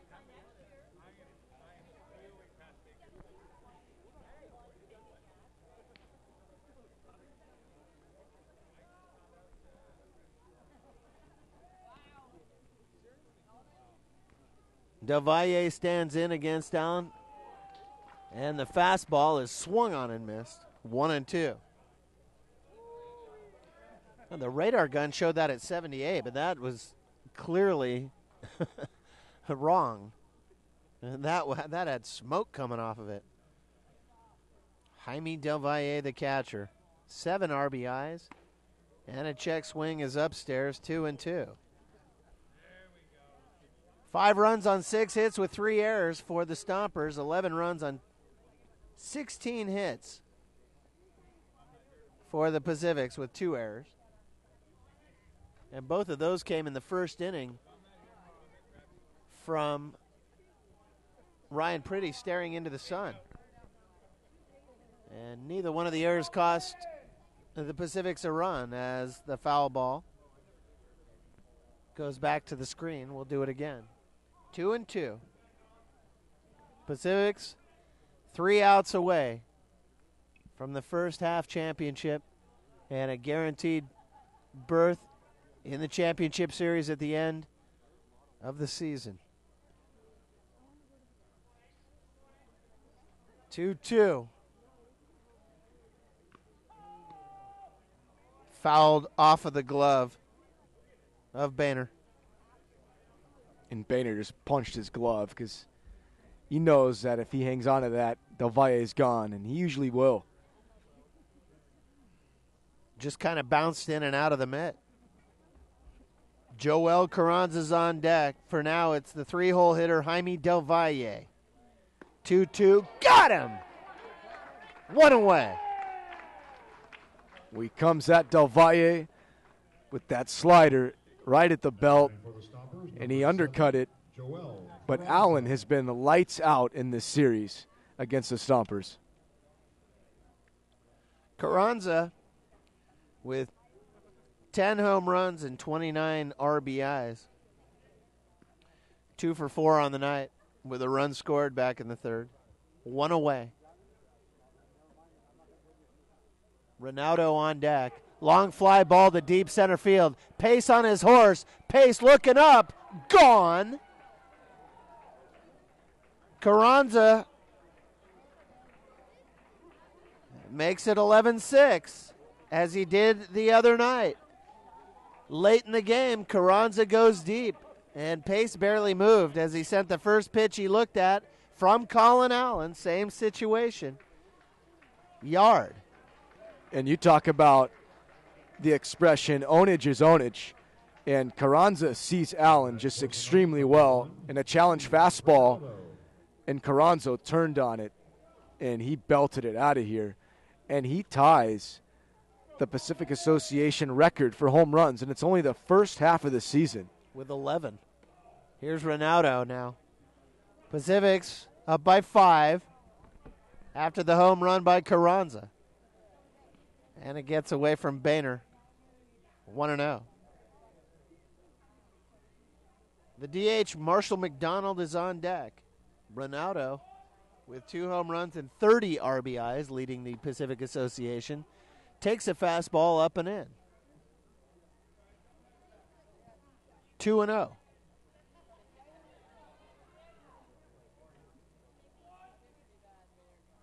(11-6) and a fastball is taken for a strike. 2-1.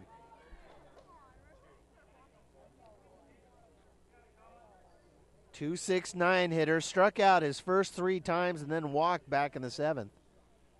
So officially 0 for 3. And this gets away from Boehner in a little inside. And now it's 3-1.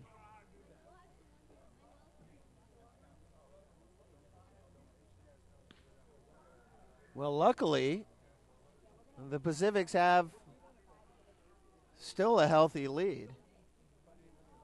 Because you talk about ownage, and Carranza did it 2 nights ago, and now he does it again tonight. Late game theatrics against the closer. Inside a little bit, and he walked him. Now batting for the Stompers, number 20. And Allen, he's a little fatigued. He's come in each game throughout this 3-game series, and he's locked it down against the Stompers. And so you knew that DePace was going to pitch him if he had the opportunity, no matter what the score was, to close it down, because this guy's been the man for the Pacifics. Marshall McDonald, the DH, stands in a check swing, and they appeal. And they call no swing, and I'm surprised because it looked like a swing to me. 1 ball on him. McDonald, in 4 games with the Stompers, batting .250, 1 home run and 1 RBI. And he swings at a slider that just dropped out of the zone at the end, 1-1. He's officially 1 for 4 on the night with a couple strikeouts. Reed Chenworth is on deck. 1 away, 1 in here in the 9th. Fastball. Good morning, good afternoon. And he got him. Good night. So, partner, I went to the board, and in fact, it was 0-2. And now McDonald's gone. And there are 2 away as he goes down looking. And here's Reed Chenworth, the last hope for the Stompers here in the 9th. 11-6. And the Pacifics are starting to string up the Viz Queen in the locker room. The clubhouse is covered in plastic because they're about to bust open the champagne. 1 strike on Chenworth with Marquise on deck. Got him to swing over the top of a breaking ball, 0-2. Ronaldo, the runner at first base. 2 away, 2 strikes on Reed Chenworth, and the Stompers are down to their final strike. Chenworth, 1 for 4 on the night. Allen comes set. Got him! The Pacifics are going to the championship game! 6 runs, 7 hits, 3 errors. They leave 10 on base. For your Pacifics, And the celebration is on. they leave 11 on base. That's a heck of a series. They needed the sweep. That was the only do-or-die scenario, and they get it done. Ellis is the winner. Schweiger is the loser. And while Colin Allen did not get an official save tonight, he did come in and get it done in closer fashion. And we'll go to our player of the game really quickly here. Alex, I have a feeling I know which way you're going to go if I give you the opportunity to take the choice first. Go ahead. I'm going Orifice. 4 ribbies, 2 knocks. I thought he was a big part when he busted open the 2-out double in the 6th. I'm going to go Orifice. He's my guy. I think that's a very good call. And, you know, if you had to pick a player for the first half of the season, you might go Orifice. I'm going to go Rob Ellis. And usually I like to go with offense, but tonight I'm going to go with the pitcher, Rob Ellis, for a couple of reasons. One, he's just joined the club recently, and they called on him to come in the most important game of the season. And Ellis comes in the first couple of innings when everybody was shaky and everybody was nervous and got the job done. And while he had a rough go of it in the 3rd, he did come right back in the 4th and strike out the side. No, he didn't. It was Rice who struck out the side. But the point is I'm going with Ellis anyway because he came out and the first 2 innings belonged to him. Right now I'm totally distracted by the fact that the Pacifics have broken out the champagne and they're celebrating having won the first half. The Pacifics own the first half of the season in the Pacific Association, and they are guaranteed a slot in the championship series. And they needed to sweep Sonoma to do it, something they had not done all year, and something they frankly were not expected to do because the Sonomas were playing so well. But the Pacifics came in Tuesday, got it done last night, came back 3 times in one game and got it done, and tonight broke out for a 7-run first inning and kept the hammer down and followed up and finished up 11-6 the final, and the Pacifics are the champs of the first half. For Alex Swan and everybody else on the broadcast team, Stuart Horn signing off, saying so long from Albert Park, and thank you for spending your evening with us and the Pacifics. We'll see you next time right here on Marin TV.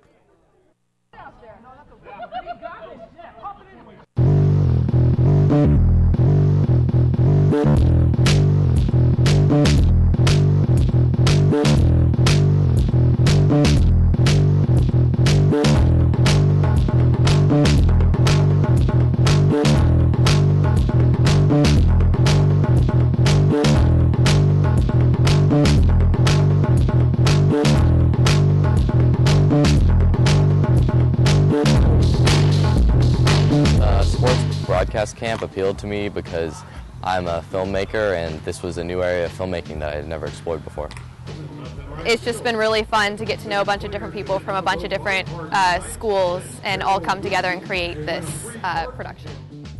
It's a great camp to do if you love baseball, and it's a great camp to do if you want to work with like TV production and something in that field. One of the things I learned about myself when doing the sports broadcasting is that I learned how to actually do the challenges, I guess, rather than being told how to do them and actually going out and doing them myself. I've also learned that about myself that I can now work with film equipment, which is pretty awesome. It's kind of I really hope to understand how to film a game, and that's what I've been doing so far. I've been filming, directing, pretty much anything that goes on in there.